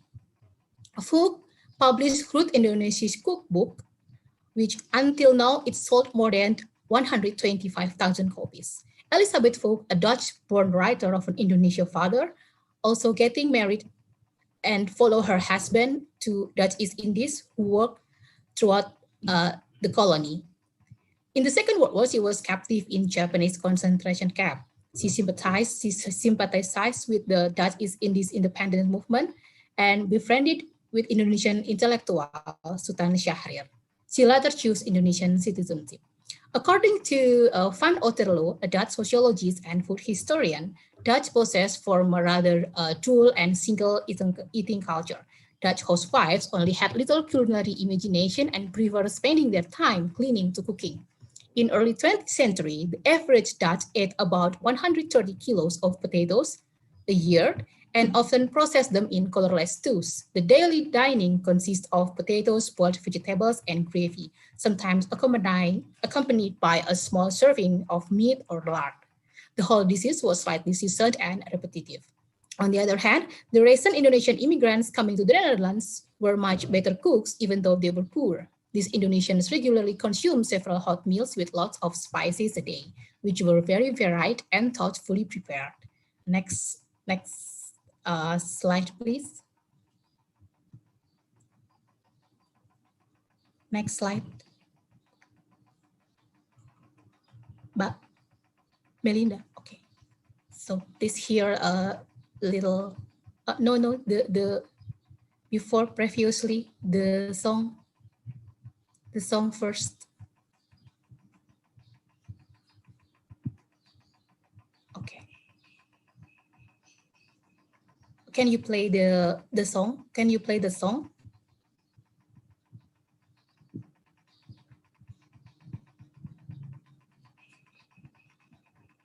No? Okay. Oh, it cannot play. Okay, so it's okay. So, Geef mij maar nasi goreng is a song composed by Wieteke van Dort in 1977. Wieteke van Dort is a Dutch actress, comedian, singer, and writer. writer. She was born in Surabaya in 1943 and moved to The Hague in the end of 1970s. She preserved her memory and love of various Indonesian food into the Chef My Mar Nasi Goreng, which was very popular during 1970s. She wrote about nasi goreng, sambal, kerupuk, pork sate, terasi, tahu petis, and bakpao, and also palm sugar. Next, please, Mbak. Next slide.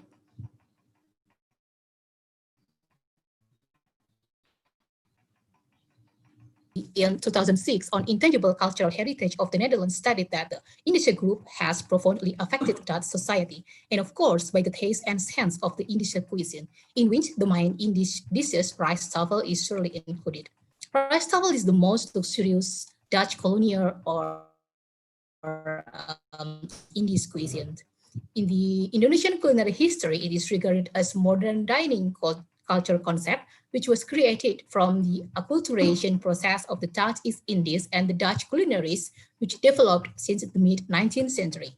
The servings usually consist of rice, rendang, gado-gado, kerupuk, satay, babi kecap, etc. Starting from 1970s, more and more Indies, Chinese, Indonesia, and Indonesia restaurants serving rice tafel.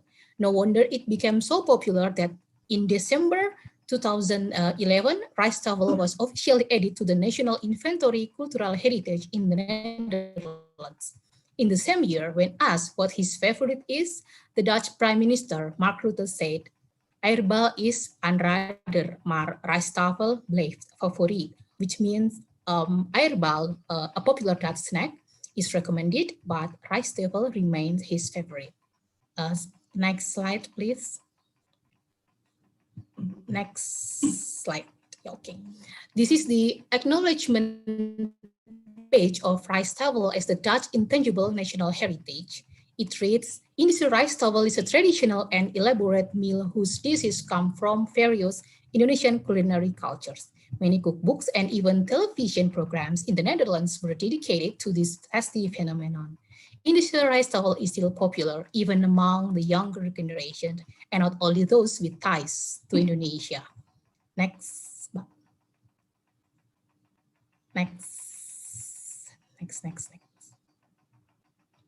Okay. Through decades, more Indonesians came to the Netherlands. Nowadays, estimated 140,000 Indonesian diaspora residing in the country. They work both as white and blue-collar workers and also mixed marriage. There are no official figure of Indonesian restaurants in the Netherlands, so here I was trying to track them through an online telephone book and found the number. Please.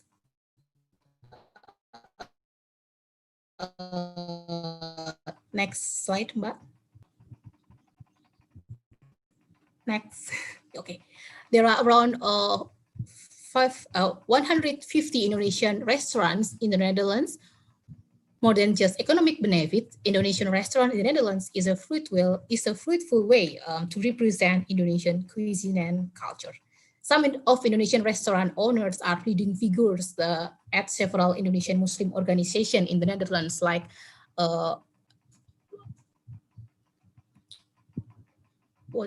PCINU, pengurus cabang istimewa Nahdlatul Ulama, pengurus cabang istimewa Muhammadiyah, and also Persatuan Pelajar Muslim se-Eropa, which was established by the late President Abdurrahman Wahid.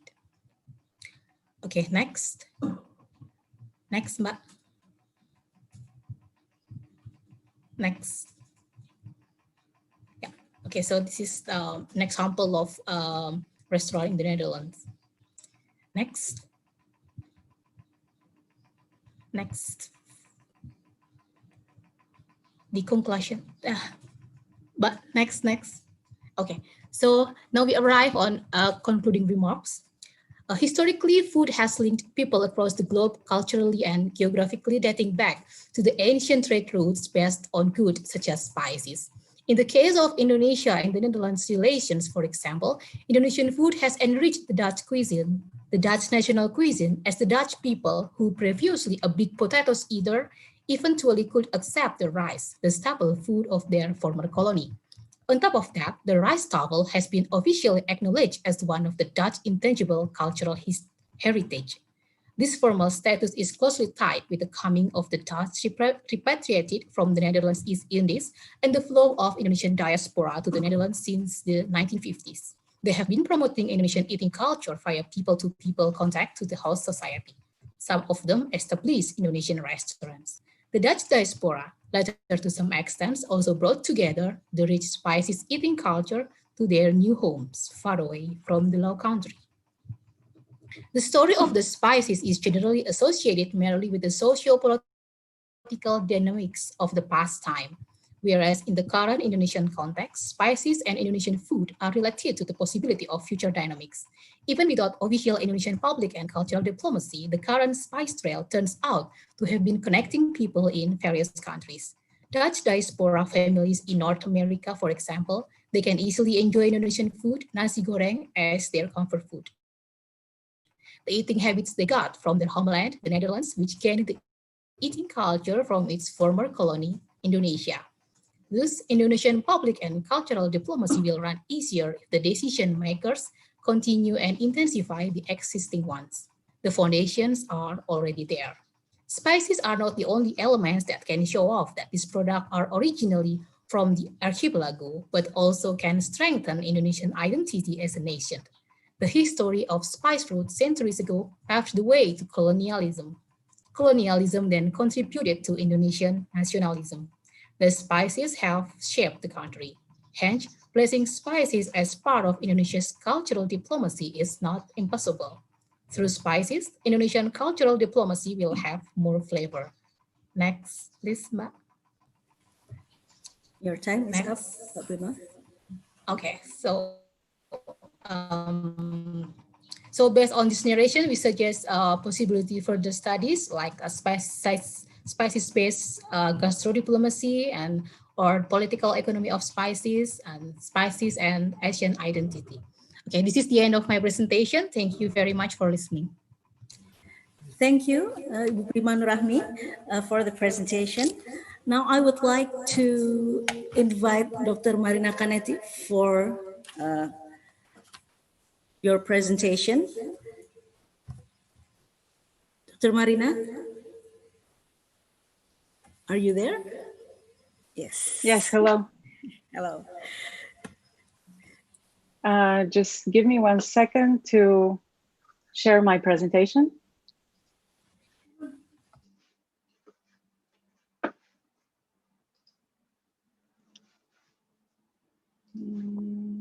Oops. Sorry.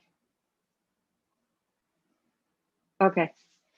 You can see the presentation, yes? Yes. Great, thank you. Hello, everyone. Thank you for giving me the opportunity to speak today. It is a pleasure to be part of such an important conversation on the spice routes, and especially in such an interesting panel.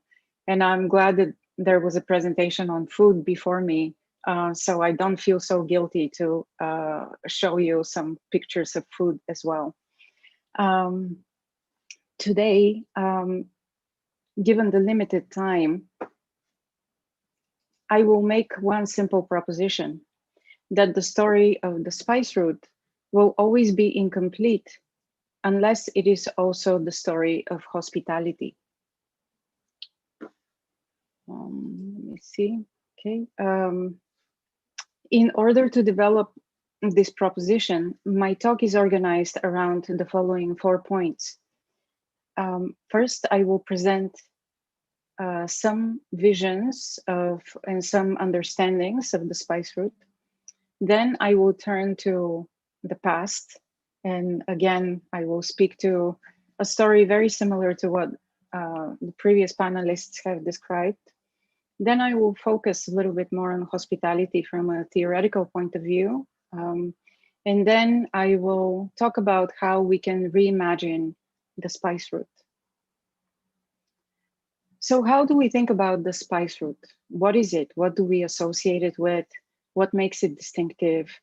In the following slides, I will briefly share some visual representations and narratives of the spice route coming from Singapore, Indonesia, and India. Typically, the spice route is associated first and foremost with trade. A congregation of people around the trading ports along the Indian Ocean world and beyond the Indian Ocean world, exchanges of religion, knowledge, and ideas. And central to these interactions is the demand for spice. This is particularly because, from the point of view of Europeans especially, for many centuries, the Arab merchants were able to monopolize the trade going into Europe. Of course, the spice route is also associated with explorers, their daring voyages supposedly further facilitating the networks of connectivity and trade. We heard about Magellan earlier today. There's also Ibn Battuta, there's Zheng, there's Vasco da Gama, and so many others. At the same time, we can also think of the spice route as a chronology of colonialism and memories of resistance, such as the expulsion of the Portuguese from Ternate in the year 1535 after the murder of Sultan Kairon. And of course, it was alluded at the start of this conference today, we should also not forget that the maritime spice route is also considered on its merits to bring economic benefits and cultural prominence to a country and community by obtaining a UNESCO heritage status, similar to the one granted to Malacca. These fairly modern preoccupations and representations of what transpired on the spice routes have clearly commercial edge. Hence, the extensive emphasis falls usually on trade, whereas phenomena such as violence, slavery, or diseases is rarely discussed when talking about spice routes. And there is also a rush to produce ideas and distinctiveness that may grant international, or more specifically UNESCO recognition. With this, I want to propose a slightly different way of looking at events of the past and consider another very critical characteristic of the spice route interactions, which brings me to the question of hospitality. And in order to understand hospitality, a blast from the past.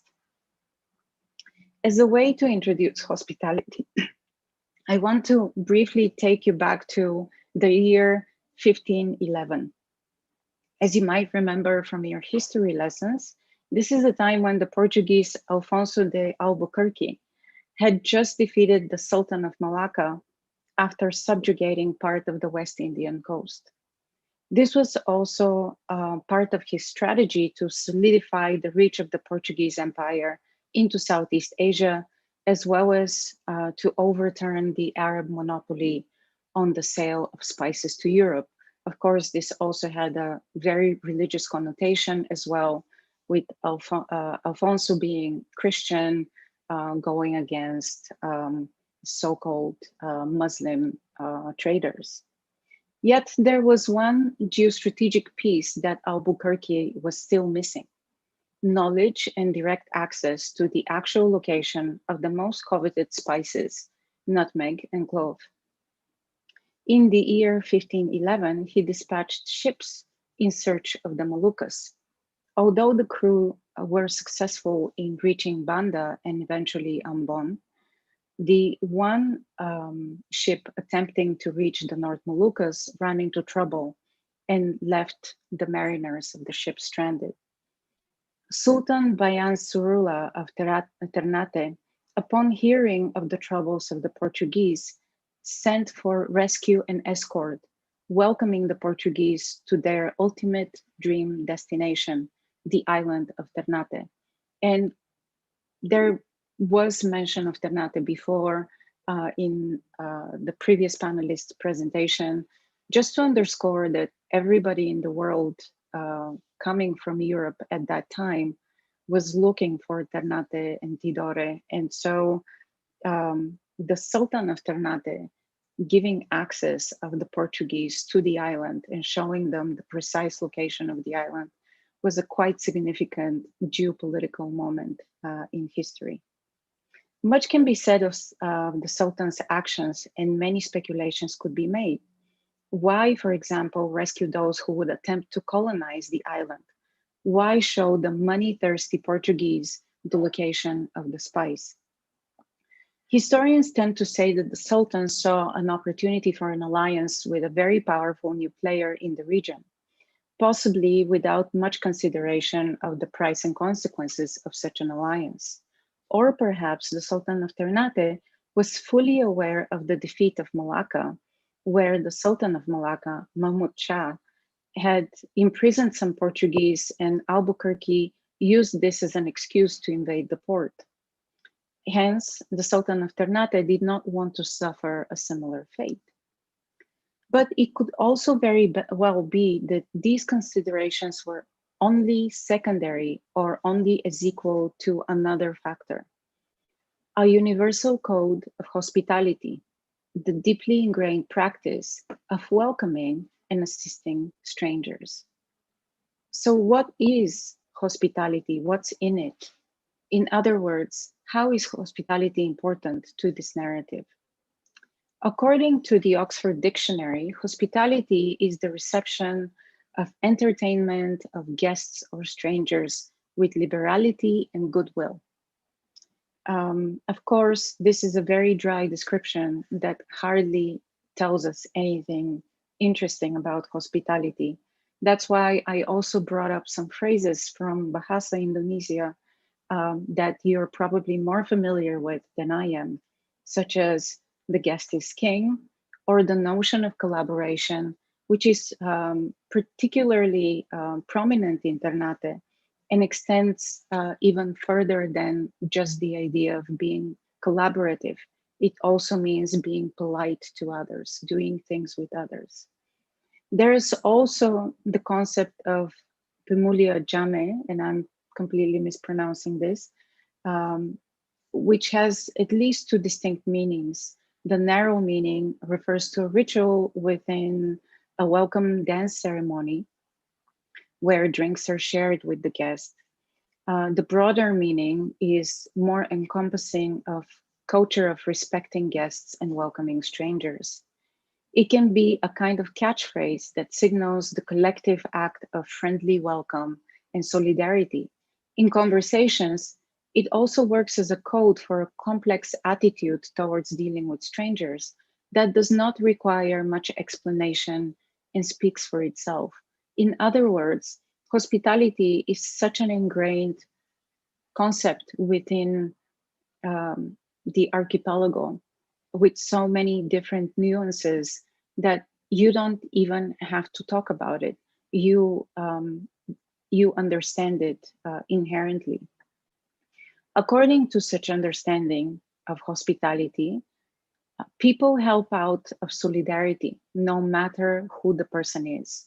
As long as they're human, they need and should be given help. And in terms of reciprocity and reward, some fishermen, for example, would say that actually helping strangers is a good way to get rewards from God, because God will give them more fish.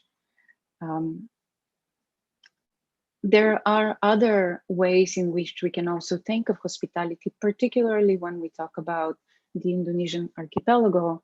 And this is from the database that the Ministry of Education and Culture has put together, where, as you can see, as part of their cultural identity, many islands have well reflected on rituals and practices which are integral to hospitality. And they come from so many diverse places. So what exactly would it mean to think about the spice route from the point of view of hospitality, something that is integral to the identity and culture of so many communities, both in Indonesia and across the Indian Ocean world, and at the same time is essential for the existence of trade networks and exchanges across oceans and seas? And here I want to bring to your attention a story that maybe you have heard from 2017, when an American missionary wanted to go to islands in the Bay of Bengal and preach the gospel to a tribe, and he got shot before even reaching the shore. And so the opposite of hospitality is hostility. Would there be spice route networks if there was only hostility? Of course, you might point to a dark side of hospitality. I have heard some comments from people when I was doing my field work who say that perhaps the islands became colonized because of their culture of welcome and collaboration. According to such commentary, people feel that because the people of the archipelago are naive and trusting, that they don't have education the way the colonizers did, this is the reason why they suffered. So hospitality became a reason for suffering. However, according to others, hospitality was or is still the highest ideal of human civilization. It is the basis for achieving a cosmopolitan community and cosmopolitan peace. Cosmopolitanism, according to this view, was only possible on the basis of hospitality. Further, a generous and welcoming response at the community level shows an ability to deal with and embrace contingencies and risks, and have an intimate understanding of the changing fortunes of guests and hosts over time. Similarly, the calculus of hospitality is a calculus of a relationship, of reciprocity. The Sultan accepted Albuquerque's envoys because he wanted to form an alliance. These are essential for the maintenance of global circulation and exchange. Much of the local development can also be seen as dependent on interactions with others and on the provision of hospitality. Irrespective of how it is perceived and whether it is understood as an opportunity or risk, hospitality is indelible to any interactions across the oceans and seas. Without the reprieve, care, and nourishment that the host community could provide, no mariner would be able to continue their journey further. Perhaps the best way to understand why hospitality matters is to show how Southeast Asian hospitality was crucial for the formation and maintenance of maritime connectivity is by viewing the ocean world from a slightly different perspective. So we should not be taking this map that shows us the Silk Roads and spice routes from the perspective of land, but rather we should view them from the perspective of the water. In order to preserve and persevere in the open waters, mariners have had to have continuous access to resources, supply, and care. The Spice Route Maritime Network was one of solidarity and hospitality. Historian John Miksich starts his magisterial work on the Silk Road of the Sea with the following quote: "If the Indian Ocean, the South China Sea, and the Java Sea are the arteries of Asian sea trade, the Straits of Malacca is its heart." If I may add to his sentence, it would be to say that if the Indian Ocean, the South China Sea, and the Java Sea are the arteries of Asian sea trade, and the Straits of Malacca its heart, then local hospitality is its soul.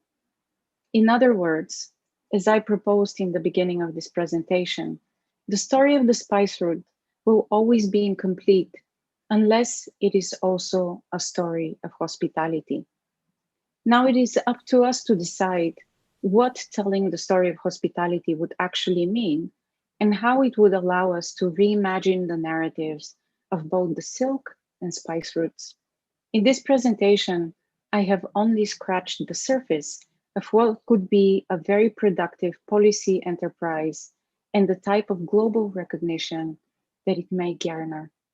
Thank you very much for your time. Thank you very much, Dr. Marina Canetti, for your presentation.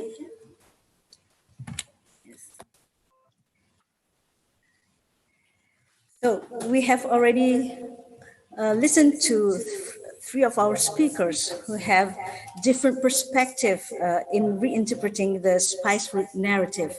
So I would like to invite participants, if you have any question, please use the raise hand mode in your application.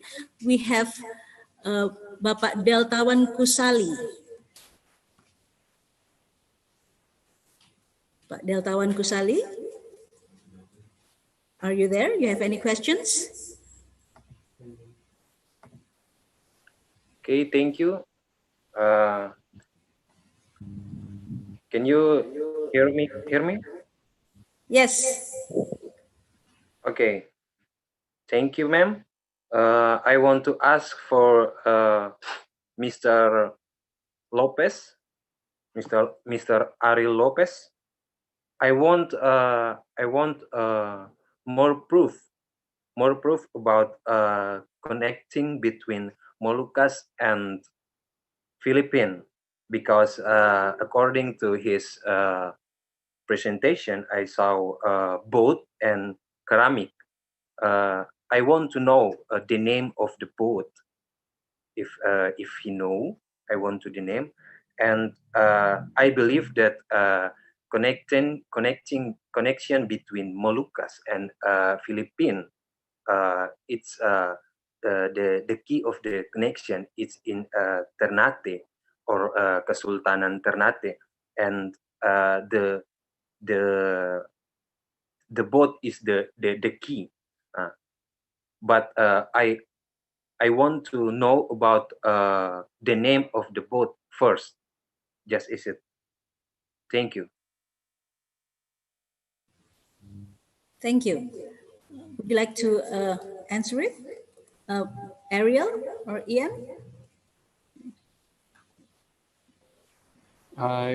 Yes, terima kasih ya. I'm not sure which boat are you referring to, but with regard to the connection between the Philippines and Ternate, I think that this is a connection that needs more research. But as far as I know, the connections between Ternate and the Philippines, when you speak of indigenous kingdoms, it is more likely to be between Mindanao and Ternate. These are two very connected kingdoms. You have the Ternate sultans marrying into the aristocracy of the Maguindano Sultanate in particular. Even during the VOC times. So these are connections that are enduring. If you look at the map, these are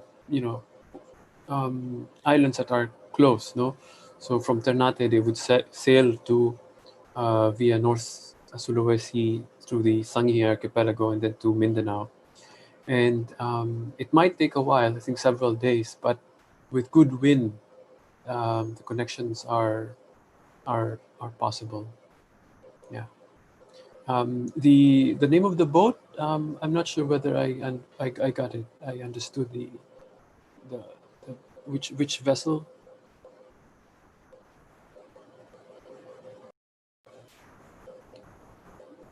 Kapal mana ito ya, Pak?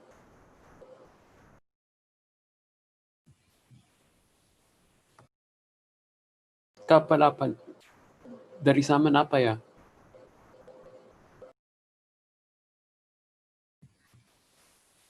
I think we lost Bapak.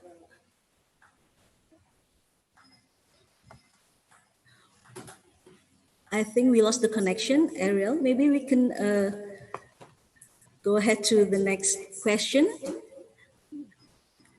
There is Bapak Rimbo Gunawan. Bapak Rimbo Gunawan, are you there? Hello. Hello. Yes, thank you. Magandang hapon sa inyong lahat, especially for Ariel Lopez and Ian Alfonso. So I think interesting presentation from you both, especially the first one, but I have no comment. But for the second one from Ian, I think I have some few questions. Probably you could share your idea after.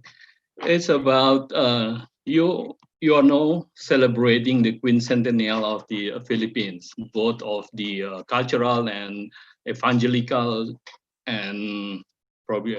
And I heard in your presentation that there's an idea to change, to rewrite the history, not from that point, but beyond the Magellan arrival in Mactan. So does it also include the idea of changing your name, your country names, because your country names really like, yeah, it's really referring to Spanish or colonial thing. Is there any idea to rewrite or to change your country name into others? What is the popular notion or bipolar issues among the people or the historians, scholars, something? Can you say something about this? Salamat po.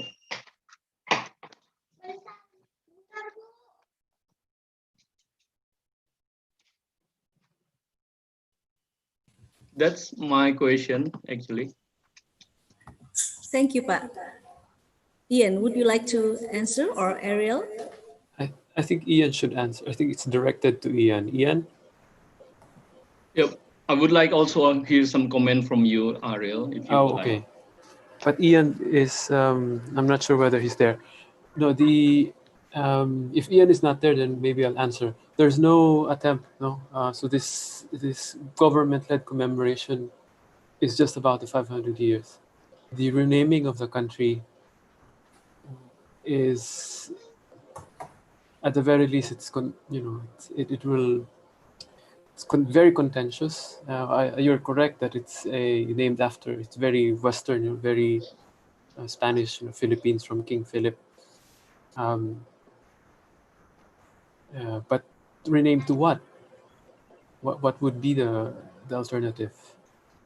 Yeah, I think the old circulation is Maharlika, or probably you can use some of your research that could be raised into a more general circulation about naming the new Philippine, something.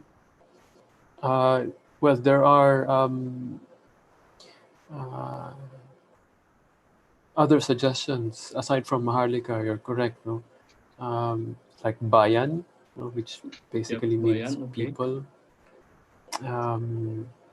Yeah, but also is that this question, is that issue really circulate among certain group or certain scholar, historian, something? Because yeah, it's quite interesting if you try to write your history beyond the Magellan. So is there that idea too, or just a provoking question from me? Yeah, well, it's a very interesting question, but it's not in the agenda. Okay. It's definitely not in the agenda. Yes. Ariel? Yes. Ian. Ian. Sorry, I was I just spoke to my to the office. Anyway, yes, I was Mr. Rim Bogunawan sent me a chat a while ago, and he already informed me of his question. So regarding the rewriting of pre-colonial, tracing back Philippine history. Ian, I think he has a specific question. Yes. About renaming the Philippines. The renaming, the yes. Country. Yes, okay. Actually, it's not part of the agenda of the government as of this moment. And even though our president had several pronouncements in renaming the Philippines to this word or to this historic name, as the government agency advising the president, the National Historical Commission of the Philippines, our office doesn't have any propositions as of this moment.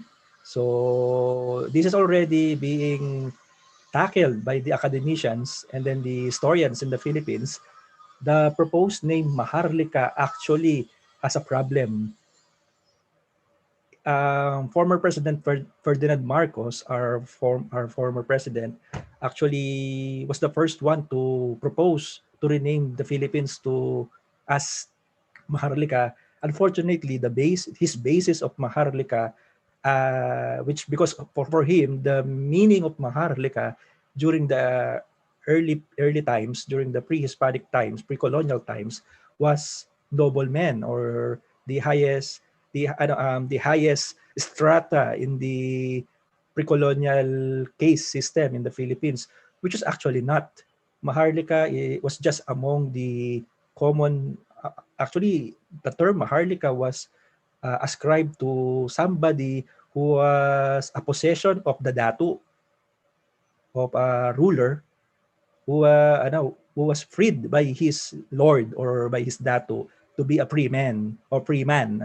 So Maharlika doesn't actually refer to noble people or noble men. The nobility of the name is actually incongruent to the proposed name of naming the Philippines after a word espousing nobility, greatness. That's the proposition of the Maharlika. So as of the moment, the government is not doing something about renaming the Philippines.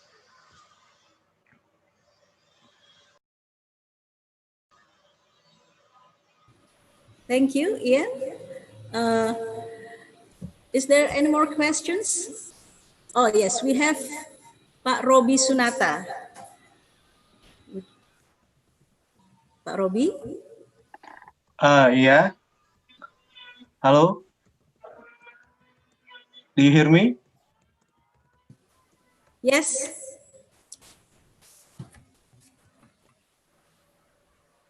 You're muted, Pak. Could you unmute? Okay. Sorry. I have a question for Ariel Lopez, Mr. Ariel Lopez. Earlier you mentioned about Pampanga, Philippines. My question is, I want to know whether Pampangan is native for Philippines or they come from another island in Southeast Asia, because names of Pampangan also exist here in South Sumatra near Palembang, east of Palembang. And beside Pampanga, I also noticed some similarities of names of place like Minanga. Minanga also exists in Sumatra, but I can find it in Philippines too. So I want to hear some history, maybe if you have, or about these toponyms. Is it native to Philippines, or they are come from another province, another islands, or these Pampangan people come to Sumatra, like you said before, Pampangan come to Batavia. Thank you.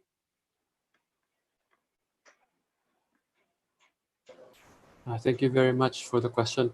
The Papangers, which you can read in the Dutch in the colonial sources, very certainly were descendants of the freed slaves, many of them brought by the Spaniards initially to Maluku and then spread throughout Indonesia during the Dutch period. And they are natives of the province of Pampanga. So I think that there is a clear evidence for that. There's textual evidence that these are descendants of. They're usually lumped together with the Mardikas, the Mardikers, as freed slaves. Yeah. So and they worked for the government, and they have a certain reputation as loyal to first to the Spanish and then to the Dutch. Why? Because while most of the local population are Muslims, the Papangers, the Pampangan people, are Christians. Right? So they are close to that. They're trusted by the Europeans. Ian, you want to add something? Yes, actually, I am a Kapampangan. I'm from Pampanga. I'm a native of Pampanga. Last year, I happened to visit Jakarta and trace this village in Jakarta, the Papango. And Ariel Lopez is right. When the Spaniards abandoned Ternate in, I think, 1660s, Ariel, ano? So the Spaniards brought some loyal Ternate people. So they were transferred to this province south of Manila called Cavite. So then in the 19th century, they had their own town named after their hometown, Ternate. And but unfortunately, the natives, the Filipino natives stationed in Ternate, the Kapampangans, were not rescued by the Spaniards, and they were enslaved by the Dutch. And then this Dutch, the Dutch reused them as part of the Dutch army, and they were transferred to Batavia and formed an enclave in Batavia. And actually, up until 20th century, the Indonesians or the Dutch East Indies recognized this village of Pampango, recognized the Pampangos in Jakarta, in Batavia, as one of the ethno-linguistic groups of Jakarta. And then when I visited Jakarta last year, and I was told by a friend of mine from Compass, you can no longer determine who among the people of Papango or Kapampangans, so they already miscegenated with the majority of the people in Jakarta. And I'm actually glad to step in this place in Jakarta. And Pampanga actually was among the loyal the producers of the loyal soldiers of the Spaniards. So they were the first ones to resist Spanish invasion, ironically, in 1571. And in 1898, when we declared our independence, Kapampangans were the last to support or to protect the Spaniards in the Philippines. So, and then during the American period, they also formed part of the American army. And then during World War II, Pampanga was known for producing the biggest number of guerrillas against the Japanese. So the history of the Kapampangans were actually associated with militarism, And then and even before the Spanish invasion, the Spanish colonization, there was this people called Luzoes or Luzon people. And there is this theory that these Luzones present in Brunei, in Malacca, in Singapore, were actually Kapampangans, because of because they travel, they love to travel as far as actually as Timor, because in 1521, when the remaining crew of Magellan arrived in Timor, they encountered there the people from Luzon, or from the island of Luzon, where Pampanga is located. And actually, there's this a new friend of mine here in chat, Astro Sikumbang. I mentioned to him that during the Aceh attack to the Minangkabaos, the Sultanate of Aceh actually imported soldiers from Luzon, and theoretically these were the Kapampangans. And even during the retake of Malacca from the Portuguese, there were also Luzon soldiers who participated in the retaking of the Muslim retaking, supported by the Pasha of Egypt under the protection of the Ottoman Empire. They joined the retaking of Malacca from the Portuguese. So there's this void in the pre-colonial history of the Philippines, which we can trace by tracing the participation of the people of Luzon in the affairs in Malacca, in the state of Malacca. And then theoretically, this military participation for our ancestors in Minangkabao, Aceh, Malacca, were being ascribed to the Kapampangans or the Pampangos. So technically, there were natives these Kapampangas or Pampangas are natives of the Philippines. It so happened we have similarities in Bahasa. And then there's this, I know, there's this impression among the Filipinos that Kapampangans are not actually Filipinos because of their language similarity with the Bahasa. We have babi, we have babi for pig, or nasi for rice. So we are the only Philippine language that has a number of vocabularies traceable to Bahasa, or either way, it could be because of the migration, the population, the migration of the Austronesians, it could be that way. So one thing that could one way of tracing or reconstructing our Indonesian Philippine ties is through the Kapampangans or the Pampangos. Actually, our former president, Gloria Macapagal Arroyo, is a Kapampangan. The one who, Pampango, the one that our icon during the People Power Revolution. If you are familiar with this event in the Philippines, which we toppled down the dictatorship of Ferdinand Marcos, the leading figure of that event was a Kapampangan, was a Pampango, Ninoy Aquino, and our former president, Benigno Aquino, is a Kapampangan. So there are lots of Kapampangans, now the Pampangos. Yeah, thank you, Ian. I see Pak Maulana Ibrahim has raised his hand. Pak Maulana? Hello, hello. Hello. Yes. Can you hear me? Yes. Thank you so much. It's a very nice presentation by our colleagues from Filipina. Hello, everyone. I'm from Ternate Island. As you see in my background, this is the island of Ternate and Tidore, where all this story coming from. So I was surprised that the Filipino presenter or mentioned about Ternate many times. So I have a special question for our colleagues from Filipina, Ariel and Luis. But first, I want to ask to Dr. Marina. I hear that you say about the glorious or the contestation about our past, our heritage is not only in a good things or a good story, but also we have a bad story.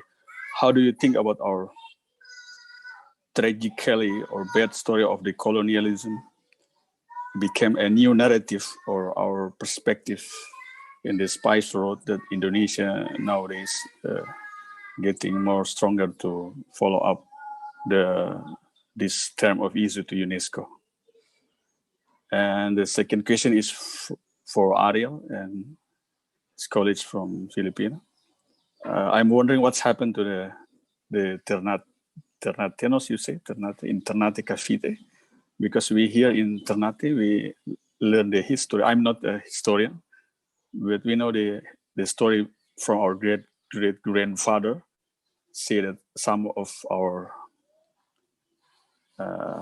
people from here, they have been getting up by Spanish and they put in the Filipino as a not a free man, but they said but as the one who doing business with the Spanish in Filipino.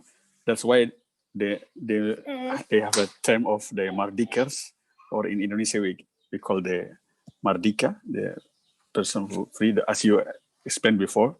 I'm wondering, and I want to know what's happened to them nowadays. Do they still use the language of our local Malay Ternate language, or they've influence with the Filipino language? How about the culture now?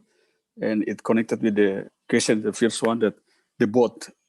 I say that the boat will have a strong connection with us here in Maluku, because we have several type of boat that connect the island. Because if you're talking about Spice Road here in Maluku, we also talk about the maritime technology of the boat itself. Thank you.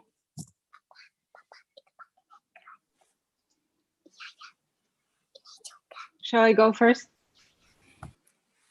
Sure. Thank you, Mulana, for your question, and good to see you again. let me see if I understood your question correctly. You're basically asking how colonialism should feature in the narratives or applications that Indonesia puts together for UNESCO. If this is the question, I think it's a very important question and something that probably requires a much bigger discussion than the 1 minute that I have. What I can share, and this is an entirely personal perspective, is that UNESCO needs to do much about colonialism and recognizing that a lot of the cultural heritage that's recognized even now has, in many occasions, links to the past that are not crystal clear and devoid of violence and subjugation of various types of people. And so pushing UNESCO, particularly in a moment like this, where there have been a lot of narratives of colonial legacy, racism, slavery all around the world, is probably the right time to bring the darker side of the Silk Road to the fore, and actually speak to things and ways in which communities have been able to overcome that, such as what has been done in Ternate, as you and I, or as you have told me so many times. So I'll stop here. Thank you, Marina. So I will let Ariel or Ian. Yes, thank you very much, Papa, for your question. I think this is, I agree with Marina, no, that the points you raise are very important. And especially, I think the oral history of that circulates in Ternate about where your ancestors were eventually ended up, especially in the Philippines. Well, what happened to the Ternateños? Well, I have to admit that unfortunately there are not enough studies on this, but we know that up to the 20th century, they have there is a recognizable, dialect, Creole language of among the Ternateños. Is a mixture of Spanish and certainly Moluccan words. And also Tagalog. This is a Tagalog area. Ternate is a Tagalog area. As to what happened to them, the lives of the people, we do not know. I do not know. After they founded the town, most likely they worked still for the Spaniards. Remember that Cavite is very close to where the galleons, the Spanish ships were built. So they most likely also worked for the shipbuilding in Cavite. In the same way that probably that they also worked for building korakoras. In the Philippines, they call it karakoa, with those large sailing ships. So there's probably again a continuity of that shipbuilding tradition from the pre-colonial to the colonial period. So aside from the book that I showed, I'm not aware of any other work that deals on the history of the Ternateños. So you see the richness of history, that the possibilities of narratives that we still have to uncover.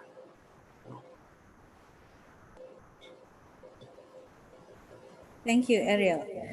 We still have more time for one more questions. Anybody would like to raise their hand? Please use the raise hand feature from the Zoom application. Anyone?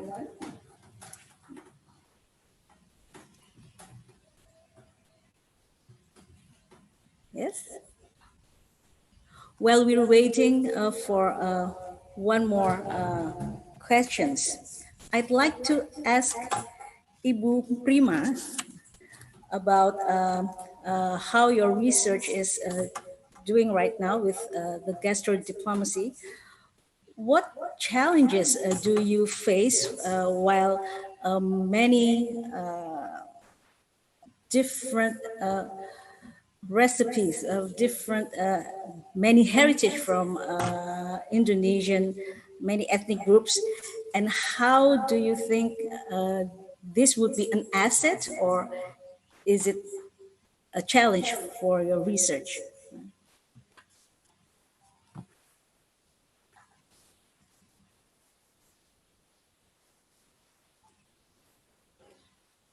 Ibu Prima, are you there? I can. Okay, so I just unmute. Okay, so thank you very much. That's a very interesting question. Actually, we have a lot of cuisines, and one of our chef, William Bongso, said actually we have there is no, like we said, Indonesian food. Like in the case of Japan or Thailand, they have the special food that they spread around the world. Like in Japan, they have sushi, and everyone will say, "Oh, sushi is Japan." And or also here, I see a good friend of mine from Vietnam who's cooked me a lot of pho when I was in Leiden, and also pho means of Vietnam. And but for Indonesian, I think there are also a lot of argues among the some parties which food we should spread throughout the world as Indonesian cuisine. But there are, I think, several parties have their like 30 best Indonesian food and the 5 best Indonesian foods to be sold in Indonesian restaurants abroad. But based on our research or study, because we just like 9 months, actually we just sell what's the best for every region, because we cannot sell just like soto Betawi, which is very, very tasty to the touch audiences. Perhaps like soto Betawi, I think is appropriate in the Middle East, because they are usually eat also spices. But for places which are plain text like Europe, I think satay or bami is the best serving. So we cannot say have or certain foods to be sold as Indonesian food, because we have varied dishes which they have a thick spices and also heavy spices. So I think it's the best to sell our products based on the taste in every region. Since that's the best of in the 9 months of our study. Yeah. Thank you. So the research is still going on, right? Yeah. Yes. Okay, one more question. We have Pak Haidar Saleh. Please, Pak. Hello, Pak Haidar. Yes, good morning, Mbak Rati, everyone. My question would be directed to Mr. Ariel Lopez. Hello, sir. Selamat siang, Pak. Yeah, selamat siang, Ariel. Yeah, I read some narratives which were circulated. First, about the Iranun in Belitung, actually the head of region in Belitung claimed that he was descendant from Iranian pirates.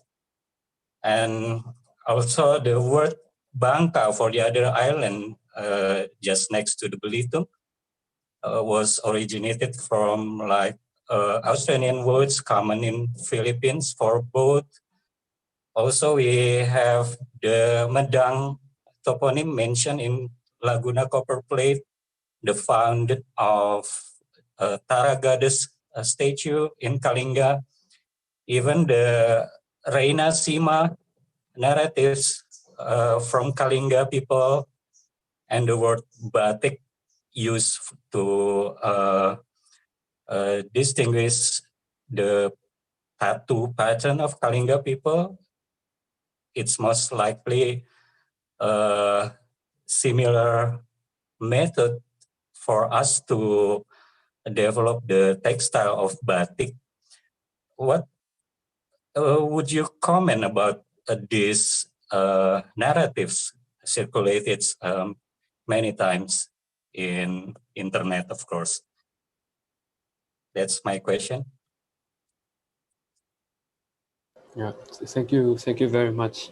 I think some narratives have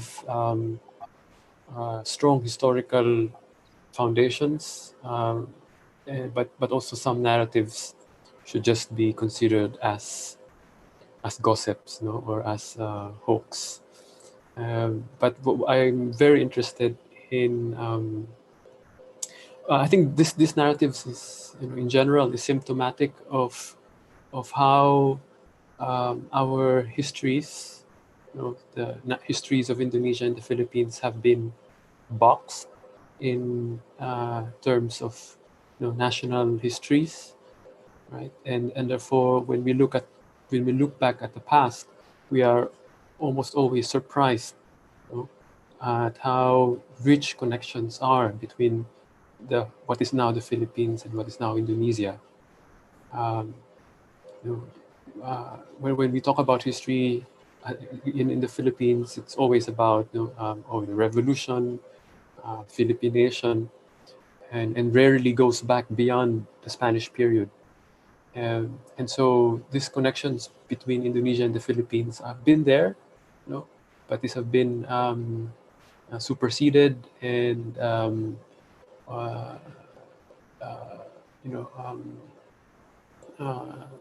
put back in the backdrop. Historians in the past have been, on both Indonesia and the Philippines, have been concerned about nation building. So those details that don't fit into that nation building narrative tend to be forgotten. And it's only now that we uncover those narratives. Your story about the Bangka or the Belitung, was he an official, a local official descending from Iran? That is, I think if he read his history, it is very possible. Yeah, you have Iranian people from southern Mindanao being recruited by the Sultan of Riau Johor as mercenaries, as soldiers, in the same way that you have in the past people from Pampanga in the Philippines being recruited as soldiers of the Dutch and the Spanish. In fact, the Iranian people from southern Mindanao were the ones used by the Johor Sultan to remove the Dutch in Malacca in 1780s or early 19th century. Yeah. Yes. Thank you for your response. I'm afraid I have already been reminded by the operators here, the committee, that the time is already past 15 minutes from the break session. But to end this session, I'd like to make a short conclusion that this spice route narrative has become very, very interestingly reinterpreted by many through different perspectives in Southeast Asia. And that the question here is, where do we go from here? Because we have the similarities. This spice route is also our common heritage. And Southeast Asian perspective is not really heard so much in the many debates, especially outside the intellectual debate. So I would like to give appreciation for all the presenters.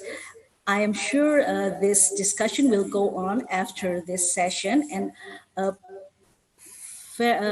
I would like to let all the participants, if they have more questions, you could contact the speakers after this session.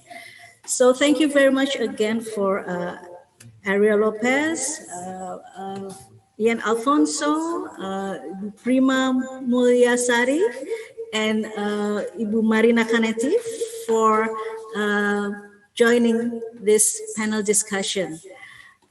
Thank you very much. And we will be on a break for 1 hour before we go to the next session. And thank you very much for all participants who have joined this session. Thank you.